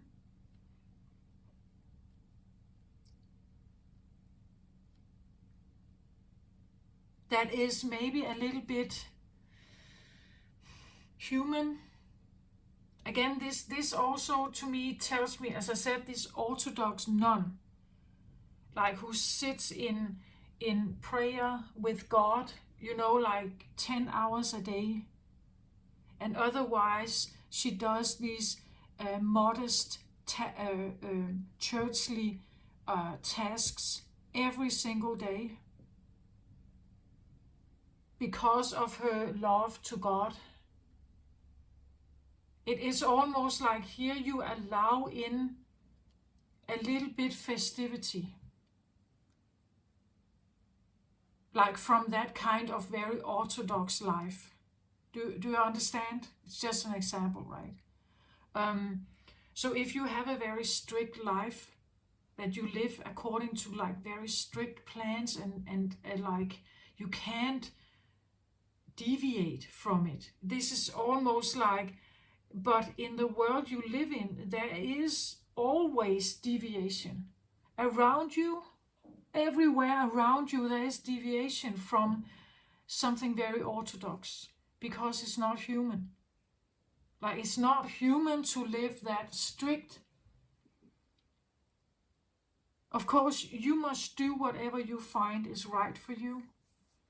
But I just feel like this reading talks about something you have your heart in very much, and you want to preserve it. It's your comfort zone. This is where you want to be. This is what you want to have in your life. There's maybe nothing wrong with that, but you're surrounded maybe by something else here, right? And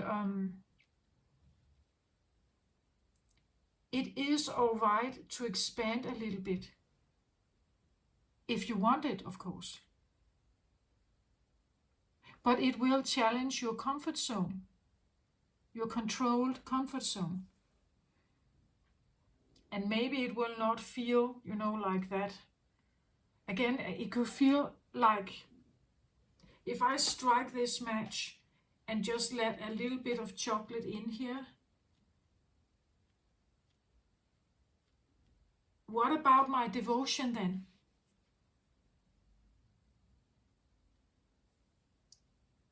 My secret, maybe, my secret love here.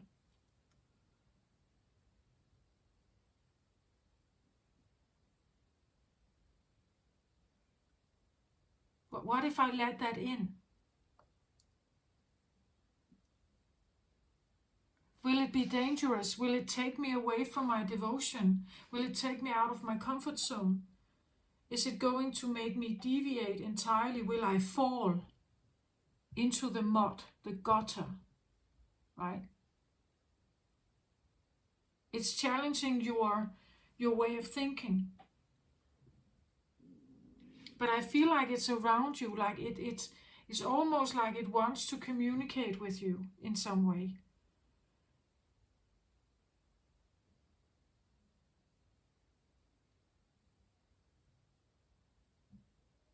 It could also be like the interpretation could be that someone is, again, these are center cards, right? They're very important. They tell a lot about the story. Someone maybe in secret or by themselves very devoted to something. But all you see is everywhere around you, there are these desired temptations, right? But these are temptations, right? That could deviate you from your like high octave plan. And you may see it like that. It's all temptations that can lead me astray here. Right? That can make me tip over. And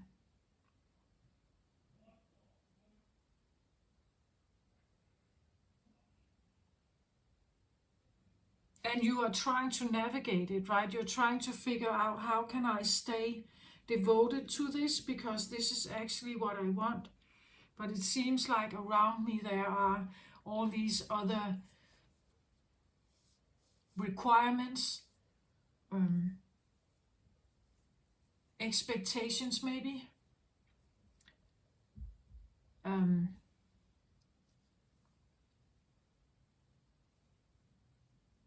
Maybe from children here, or young energies, like it's immature.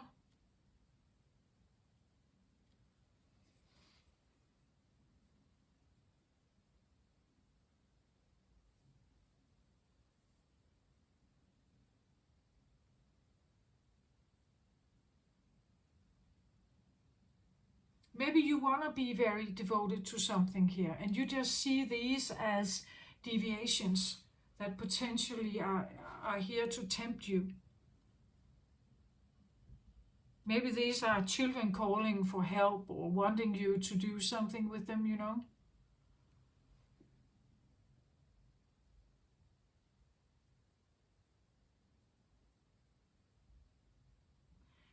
This can be a card of, like this feels like a peacekeeper here,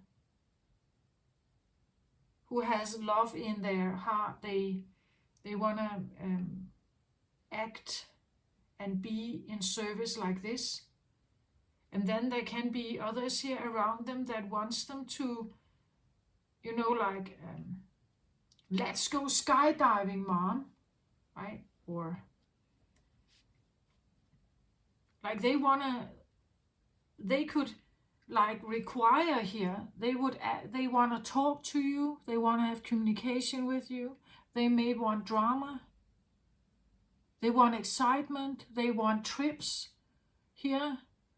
Another child here could be like a real challenge. They could be, exactly someone that you are not, right? Someone who walks off by themselves on adventure down the street. You don't even know they left the house. Like you get terrified when you realize they've gone. A 3-year-old out there on their own, exploring, They are a luminous warrior. They want to see what's out there. They are brave here.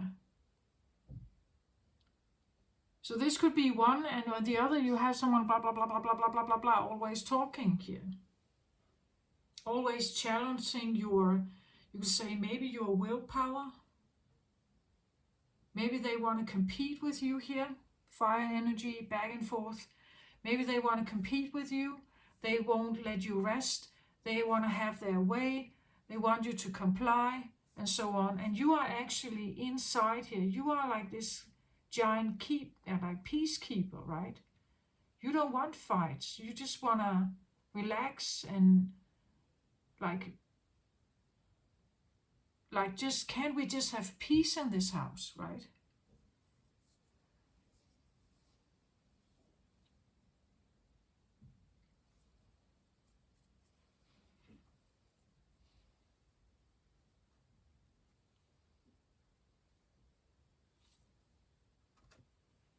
So take another card on the Goddess of the Moon. I get Decision card here.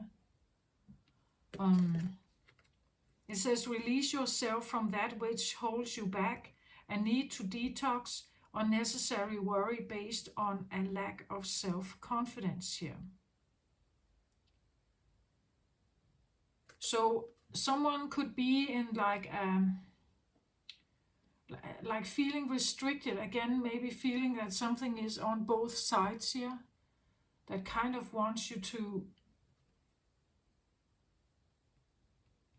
hold, that's something that it wants to hold you back somehow. And look at how she holds a cage here. One bird is sitting there and the others fly out there freely. This could be these, right?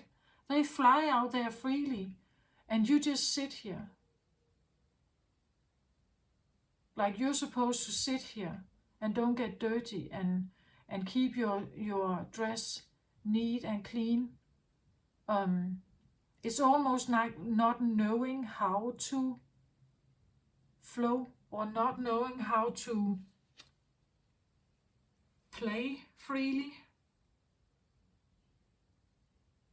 Not knowing how to go skydiving. Like the bird that sits in here would say that, it's probably too dangerous. There are much more restrictions than encouragement or motivation to go. This one is encouraged. Let's go skydiving, Mom.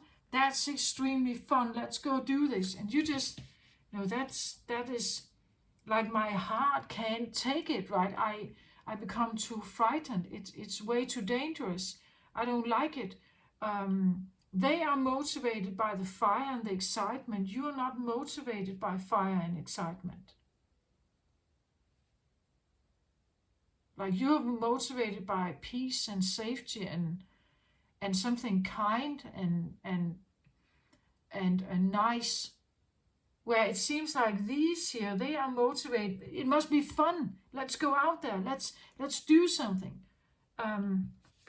Let's go flying here, Mom. And you just sit here. Like this is, I don't know. Let's take the roller coaster, Mom. Let's do it again and again and again here. Let's do it again. Let's take it again, Mom. And you're just like, your heart's in, like it's pouncing in your throat, right?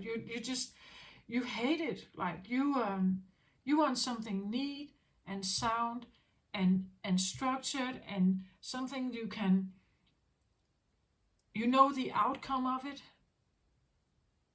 You will not be surprised. You know what to expect. Here you don't know what to expect, right? You don't know what to expect.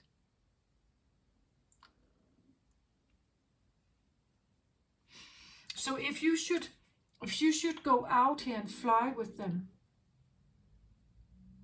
you wouldn't know what to expect. You wouldn't know where you're going. You wouldn't know what you're seeing. You wouldn't know if you actually liked it out there. You wouldn't know if it would be rain or thunder. You wouldn't know if there's anything to eat or anything somewhere to rest. There will always be a lot of chatter here. There will not be calm or silent.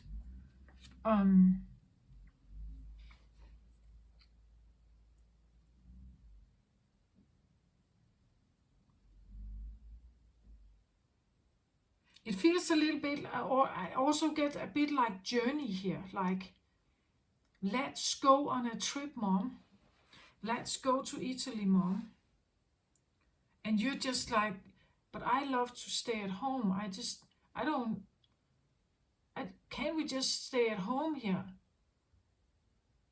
Right? Because then I have to get out my cage here. We have to go to the airport. Many people. It's stressful. It's uphill for me. And they are always they are already on the plane here.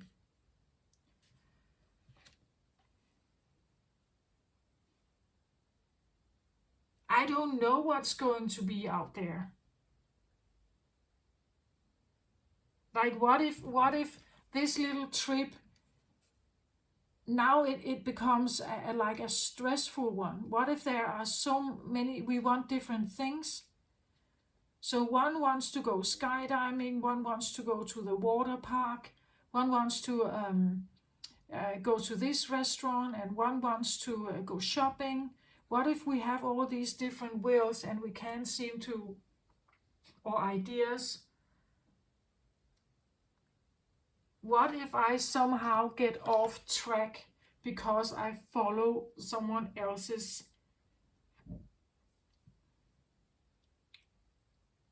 desires? Like this feeling that if I follow others' desires or other plans or visions or motivations,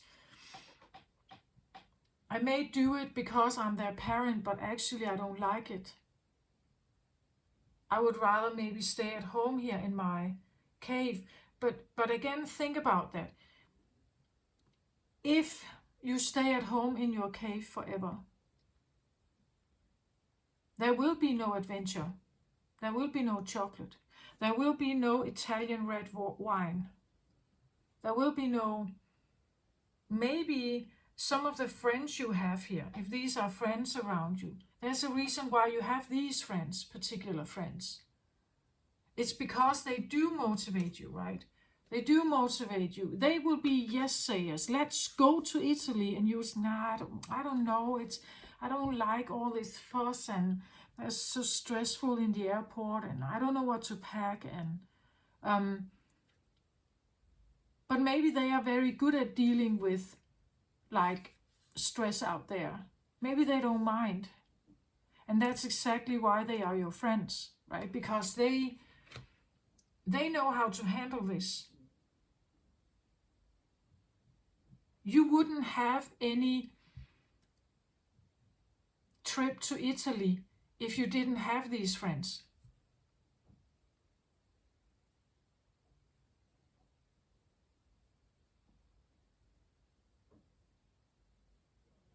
Like every time they come in with some kind of like an option. Wow, there's this festival coming up next week in Vienna. This Christmas festival in Vienna. Let's go, right? Let's go and have a look at this. Is this a new adventure? Let's go and have a look. But actually, you may prefer it at home. And you can sit there. Of course, you can sit here. And then they fly off here and have this look at the festival. They come home and they have all of this chatter. They come and talk about it. Right? You don't have much to add because you've been sitting there all alone. Unless they persuade you to go with them. Unless they persuade you to go with them, right? And if you do, you actually get out of that cave. You're expanding your horizon on something. You're allowing something to be there, even though you normally want it smaller. So you have to decide, do you want that in your life or do you not want it? Because you could stay there, of course. And you can take that little bit of chocolate and that would be it then. I feel like they are here like tempting you with giant chocolate, right? And it's whether you want to take that trip or not. Let's go to chocolate Italy here, right? And you're just wondering, yeah, but if I do that, it could get out of hand here somehow. For me.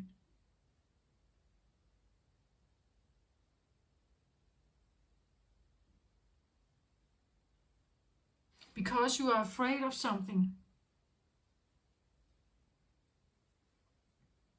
You're afraid of losing that control.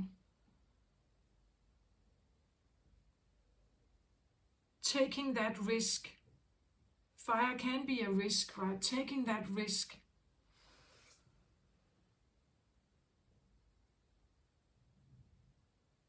Maybe it's literally a heart thing, right? Maybe you have something going on with your heart and you can't take a trip to Italy. You are fearful that you could have a heart attack, right?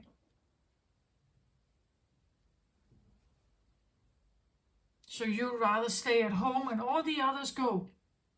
All the others go here. They go to that trip and you sit here maybe in, like your own little sorrow. Nobody is thinking about me and my needs. Yeah, you just go have a nice trip. Nobody thinks about me, right? This kind of thing. Feeling awful about that, right? Nobody cares about me here. Everyone is doing all their own stuff. Nobody cares about me.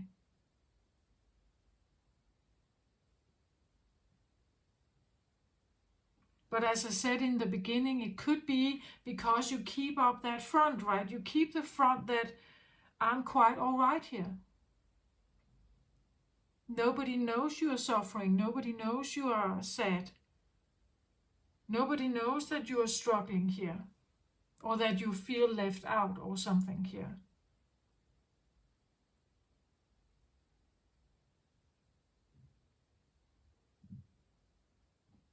Like here again, we have a unicorn playing with fireflies. These are not the same, right? The fireflies are one species, and the big unicorn here is another species, right? It's like playing in being part of a group where you feel like you don't belong. But being fascinated, you can see the lure of what they're doing. It seems fascinating, but it just feels like I don't really belong there. I don't feel comfortable there. It's like being an elephant in a glass shop, right? Like I'm probably just going to destroy everything, or I'm going to crush everything. And when I do that, I feel like a failure. So if I can't follow this fire, if I can't follow this excitement, even though I see that they have fun, I see how brave they are, I see how much fun they have, I see how it can live up your life, perhaps. I just feel like this elephant. So I'll probably just stay home here. Then I won't destroy anything. I won't crash anything. I won't, you know, and when I do that, I'm not a failure, right? I will not be a failure. I will not destroy anything. I will not destroy the fun that they seem to have here. I will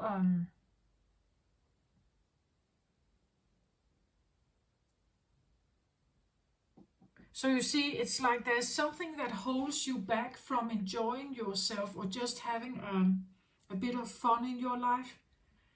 Could be the feeling that you don't belong or that you are not invited to this party. Yeah, that could be it. It's like I'm not in, it's not the right environment for me here. Like I belong somewhere else. That I should play with my kind. You know, I may be a bird here, but actually I may not feel like a bird. So flying out there with them, it doesn't feel right to me.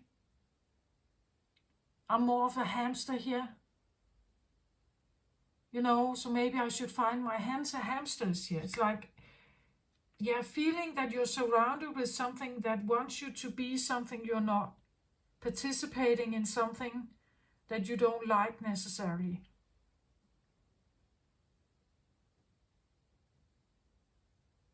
But the reason why they are here could be that they ask you to expand your horizon a little bit.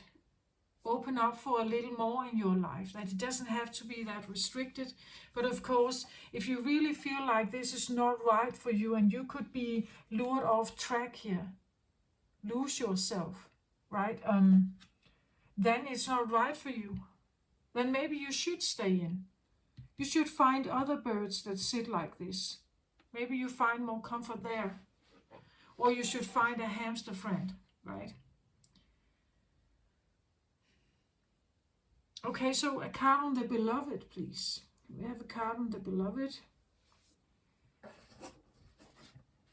Then maybe you love something else.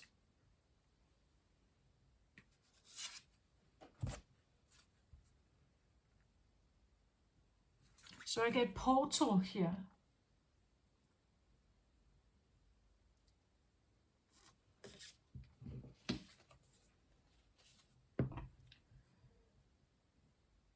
Infinite mind, awakening consciousness.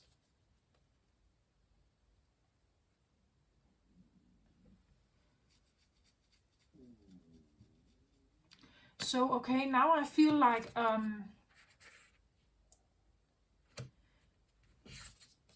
can just show you the card.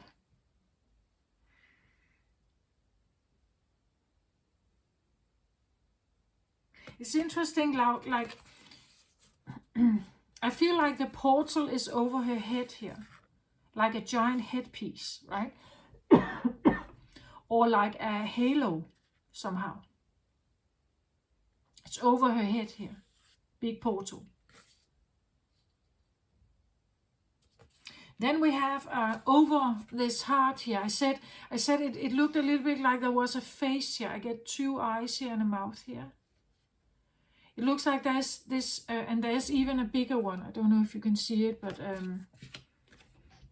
there's a little one here, and then there's actually a bigger one out here. A bigger, you would say, portal or circle out here. Then there's this, that she's trying to build maybe a portal here over her head.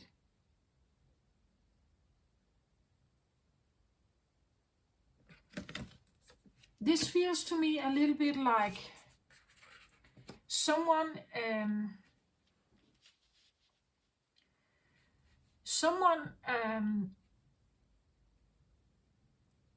it's like you have a certain plan, and that plan has to be in alignment with the beloved. So love energy here. We could talk about someone who is in the fifth dimension here, living according to the fifth dimension. This is the portal you are in. Infinite mind, awakening consciousness here. The fifth dimension, but you're surrounded by third dimensional desire-based energies that constantly ask you to join, right? That could be the chocolate, right? The chocolate is desire-based. There's a reason why you choose chocolate and not licorice or anything else. It's because you that is the one you desire. That's the one that is the kick for you, the spark for you, right? But this feels a little more like I'd rather stay at home and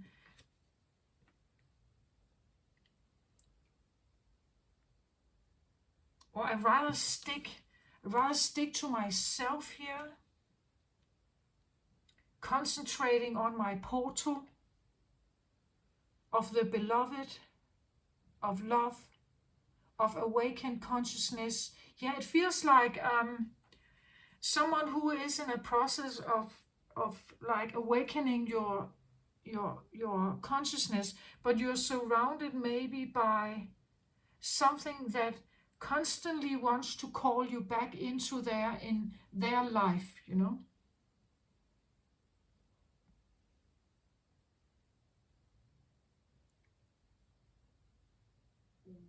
I want this, mom. Do this, mom. Right? I want this, mom. Childlike, maybe fiery behavior or projections upon you, and you're just trying to keep your path straight here. Maybe you do stay at home. Maybe you don't want to expand your horizon. Maybe you want it actually to be rather strict. You want it to be clean, maybe unpolluted by people's stuff here, because you don't want to be like tricked into something, like tricked into playing something that you don't feel you're a part of. That could also be it, actually.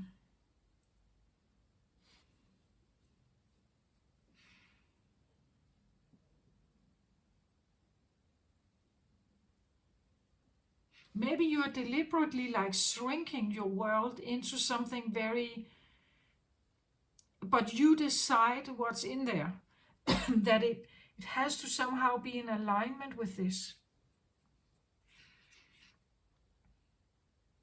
Maybe you're deliberately like becoming more orthodox because you want something out of your life, something that is more like this. I'm just saying that you could have a little of this. You could have a little chocolate, right? It wouldn't make you a bad person.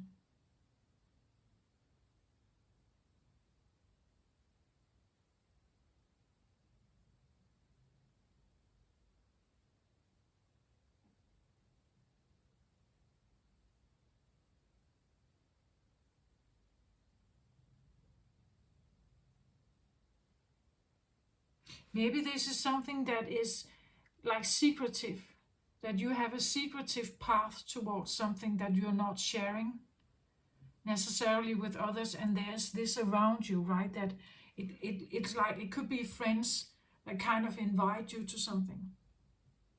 Let's go and explore this. Let's go and do this, right?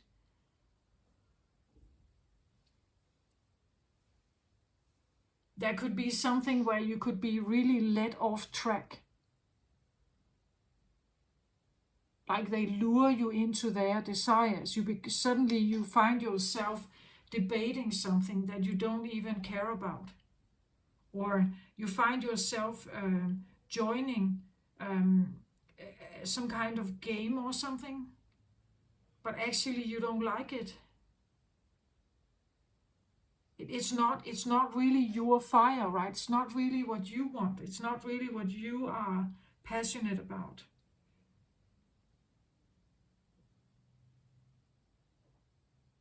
Maybe you prefer at least to say that you sit home here. And everyone else flies off to the birthday party, but you say, no, I don't feel well, so I stay at home here. I'd rather concentrate on my portal here. Maybe you choose deliberately to shrink, right? You let them fly out here. You let them go to that party or that festival in Vienna, right? You let them go. You send them off, bye-bye, have a good trip, right? And then you concentrate on this.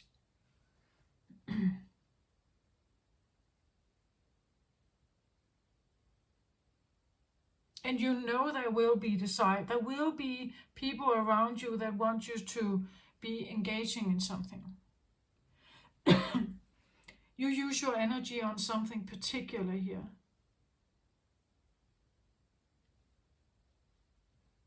Maybe secretively.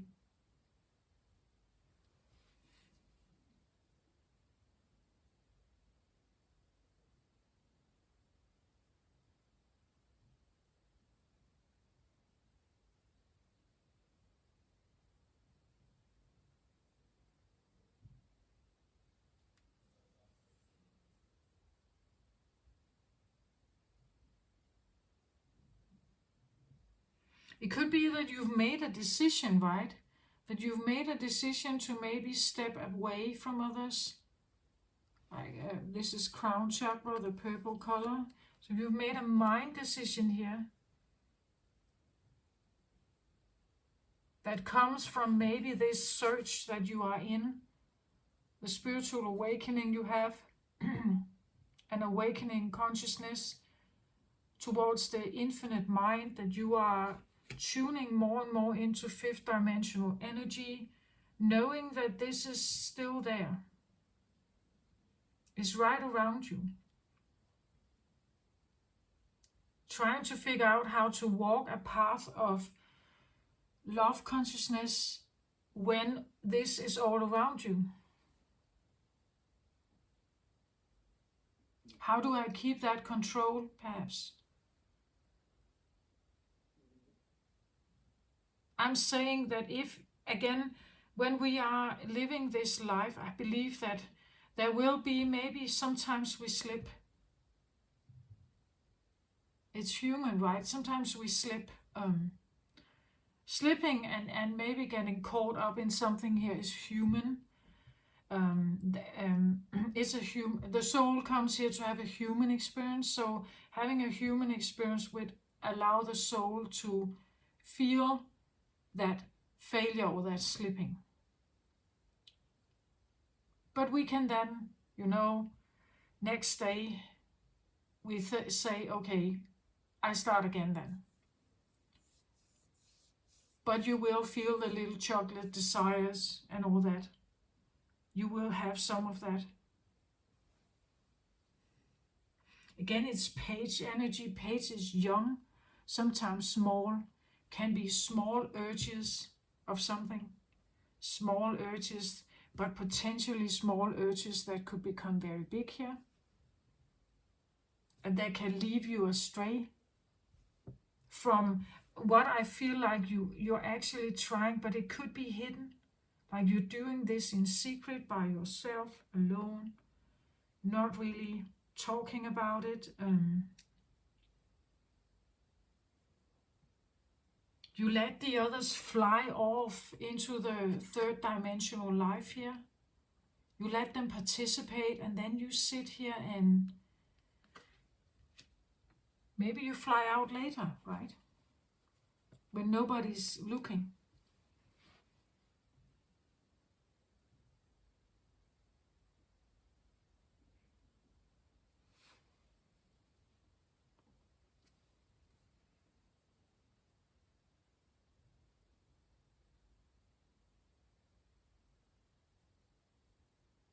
Like you would be this odd bird, right? Like your colleagues would look at you and find you're like this odd bird that is not flying with them. Like here, like you're this odd big creature here that is not flying with them. And this is also how you feel. Like you feel like you are you feel you are the unicorn here, flying, joining fireflies, but you're not firefly. They're not a unicorn like you. So it feels a bit like being an alien or an outsider or something.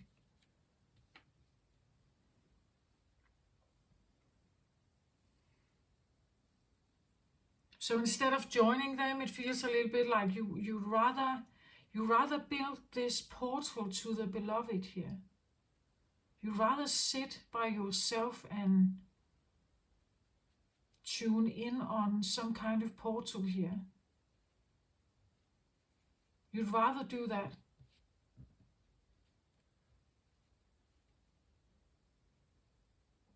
Yeah.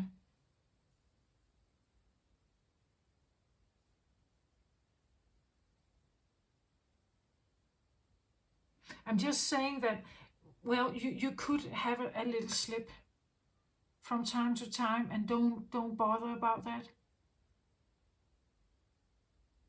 You can return to your path, right? During daytime, maybe. Again, this is more nighttime or in secret. But daytime, maybe you feel like you somehow have to engage with some ordinary life here, but you don't feel comfortable in it, not anymore. Like you're this unicorn in the midst of, around these fireflies, and they have different priorities than you. They want something else, they want a different game. Maybe you don't even want to engage in that fire.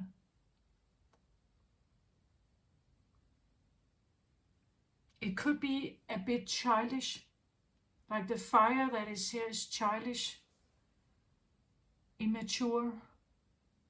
Maybe that's what you see. It's like there is this, all around me, there's this childlike behavior. The way people conduct their fire is childlike. It's very self-serving, maybe. It's again, it's like a child, right? It's people don't take accountability or responsibility for what they're doing. Um, they don't see that they're striking a match, but actually creating a forest fire. Um, and it means that every time you are around people like that, you feel like you're the only one who sees things differently. That you have different priorities than them.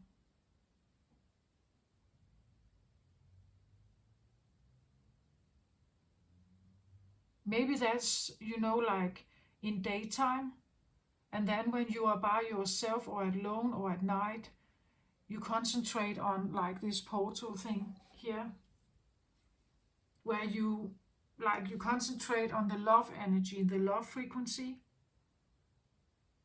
And when you are around other people, you somehow have to be on guard.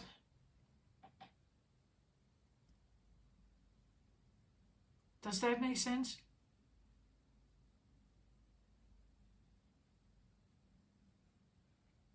But then again, why are you not just saying this out loud? Why are you not just saying, look, I feel like a unicorn around you. I'm not a firefly like you. Like why do you keep this a secret? Again, this is actually, it goes along with like the hermit card. Like a hermit is like this person that with a cloak wanders around in the dark, with a little lantern to look for something, to look for some kind of answers, right? This is what I feel like a Virgo who's doing this but by themselves, secretively. And during daytime, you're maybe like feeling you are surrounded by something that kind of is different than you.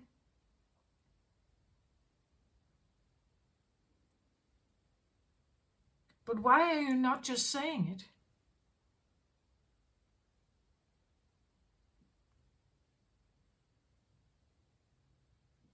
Why are you not saying that you feel like this odd bird, that you don't belong?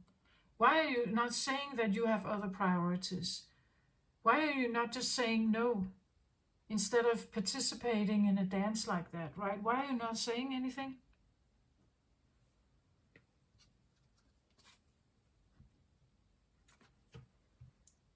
So I get Six of Earth here. It says, this is Six of Pentacles, equal give and take.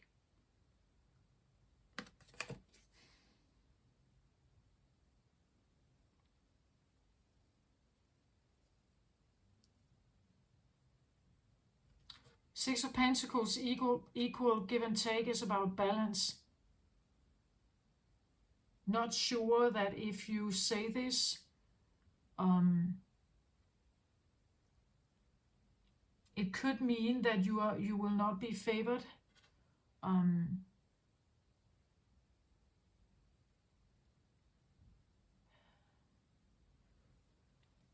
Like if you actually tell people you are a unicorn here, and they will not see you like a firefly or like a dove here, as I said, you're not really a dove here.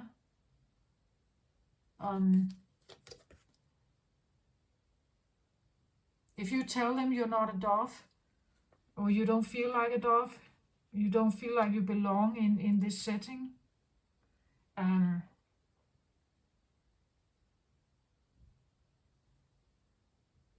maybe you will lose the offers, right? Maybe you will lose them as friends. Maybe they will not choose you.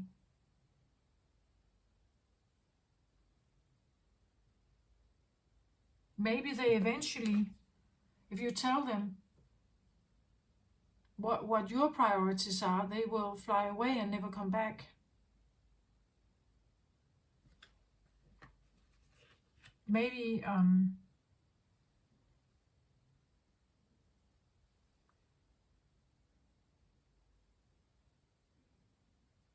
well, in the Rider-Waite Tarot, when you see the Six of Pentacles, we see like a gentleman, a nobility gentleman standing in the middle of the cards, and there are two people kneeling, like beggars at each side of him, and one is favored. One gets more pentacles than the other.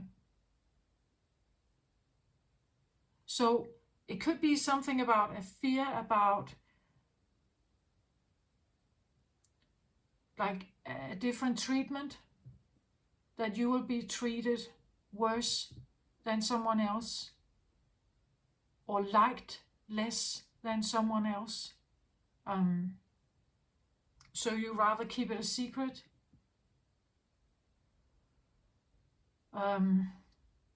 Something about again, showing up differently means that people may like suddenly judge you.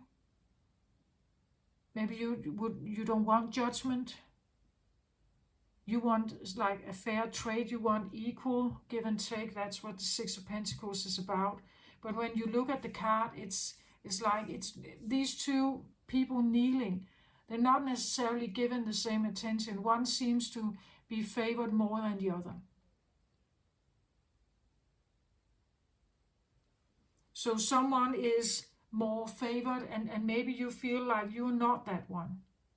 So whatever you're doing here, you want it to be a secret. So because if it's found out, you will not be seen. You may be seen as a failure, right? And you will not be favored.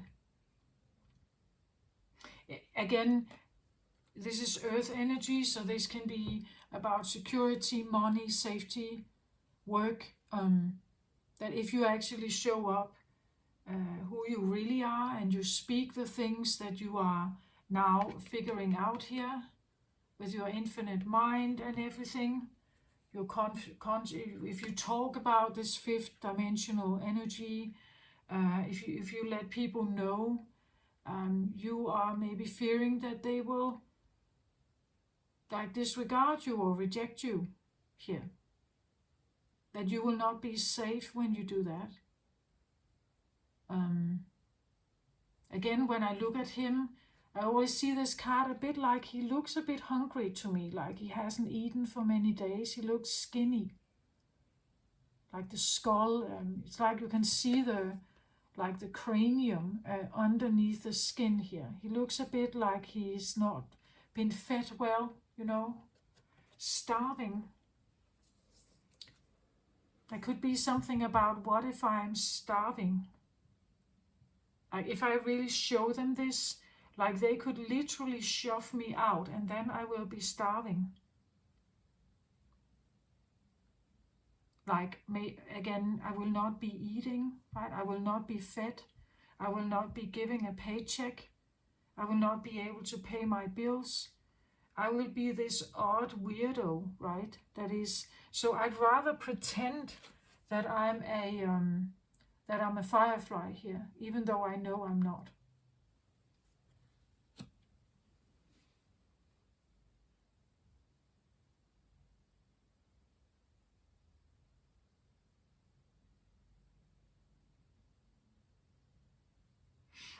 So somehow, again, I come back to this idea of performance. Performing an act while secretly, behind closed doors, you have a totally different priority. Does that make sense, Virgo?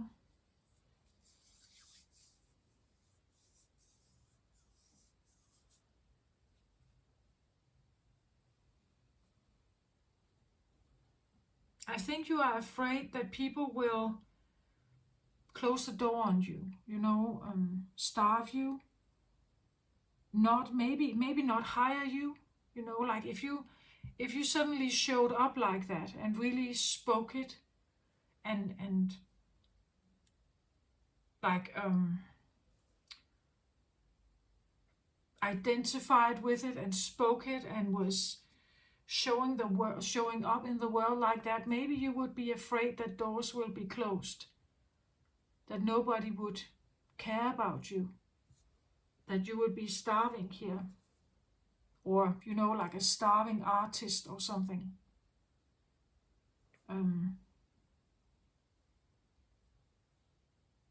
But I can't really tell them, right? I can't really tell them that I'm not a bird here, that I'm something else. Like, secretly, I'm something else.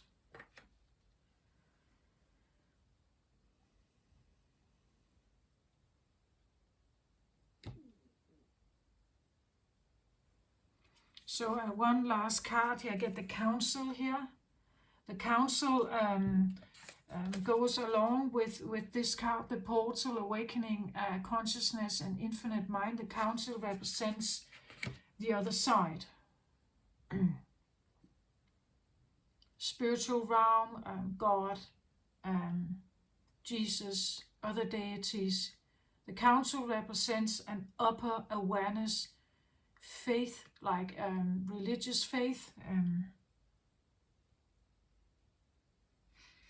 So again, religious faith actually could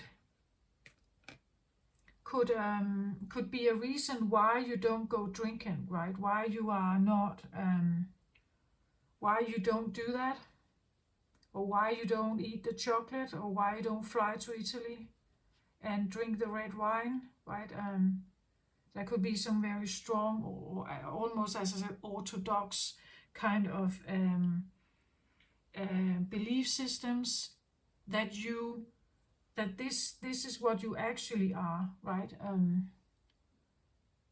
That is what you feel right about, and it means that when you kind of align yourself with this more and more, there are certain things here that just feel off, and it's not right for you. It doesn't feel right for you, but still, I feel like in secret you're maybe not saying this. This could be something about being open about religion, or religious beliefs, or religious, some would say restrictions. Not drinking, not smoking, no drugs, not eating maybe certain food, keeping, as I said, a certain diet. That could be because it aligns with something here that you feel strongly about here, right? And And suddenly but it's like, if you should speak this, if you should say this, you could be like afraid that people would reject you, like they would see you as this odd, strange being. They will have prejudice towards you.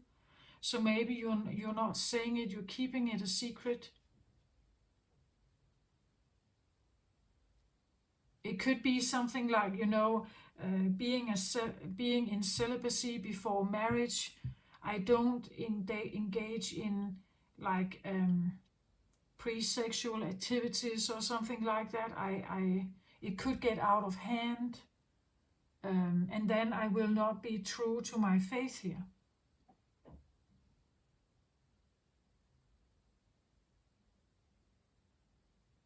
Does that make sense?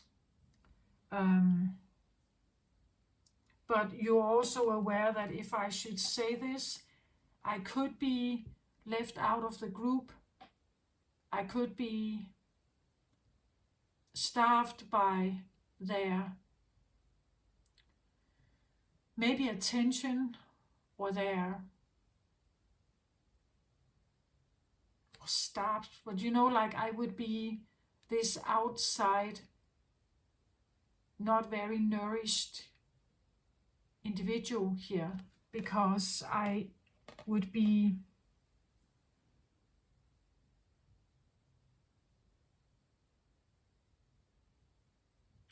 strange in their eyes. And for now, I may not be able to deal with it. It's like the decision card almost talks about that maybe you are becoming ready to say something about this. The card also talks about like release yourself from that which holds you back, a need to detox, get away from something that's not right for you, unnecessary worry based on lack of self-confidence. So your confidence is at play here. Not believing that you could maybe like be safe here if you actually speak out loud what you really feel, how you feel, how things may have changed for you here, what is right for you,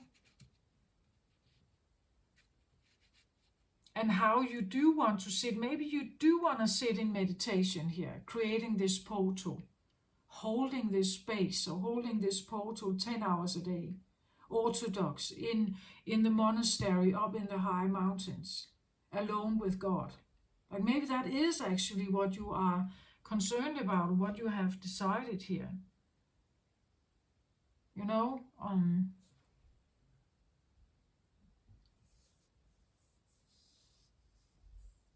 Because it's somehow you're following this awakened awareness here. You feel it's right for you. And then again, others may have other, it could be that because you have this awakened awareness, it just feels like everywhere you look, it feels like people are just conducting themselves very immaturely. Like they are children. The way they go about life is,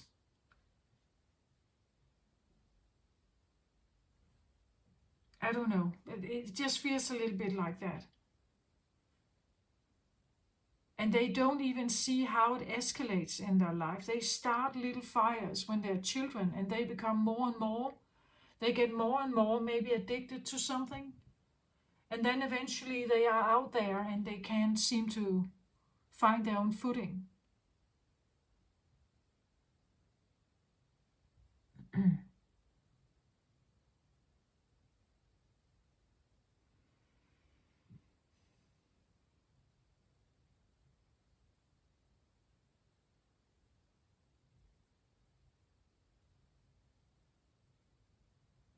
Okay, this is what I have, Virgo.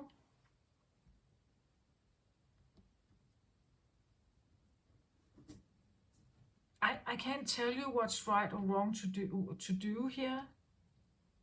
If this really feels right in your heart,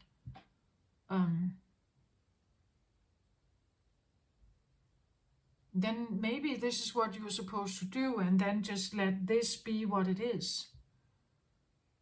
What is around you here, that you can't control other people, what they want to do, where they want to go, but you can follow what is right in your heart, what you feel is right for you.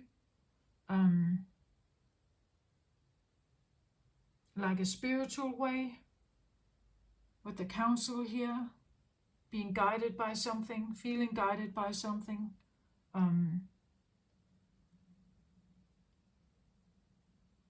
of course you can do it, like just in secret you can do it. But you could also tell people, or you could at least get yourself away from something that is not helping you.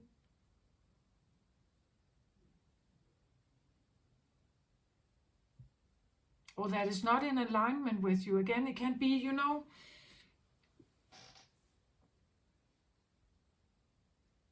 maybe they don't understand you. Why you would do this. Why you would be the Orthodox nun. Why you would choose a life like that. When there's so much else to do. There's so much else to experience.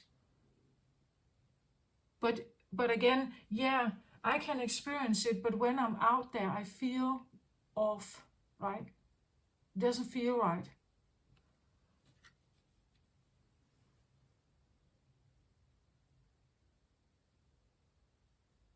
Like the starving feeling could actually be when you are out there like them.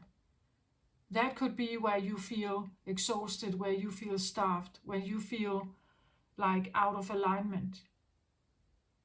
But when you sit here, you feel fulfilled, you feel nourished, you feel that you're doing the right thing, you feel guided, you feel safe. I can't tell you what's right or wrong. I just say that this is what I get from this reading. I hope this helps somehow. Take very good care of yourself out there, Virgo. Yeah, I send you my very best. Love and light to you. Bye bye.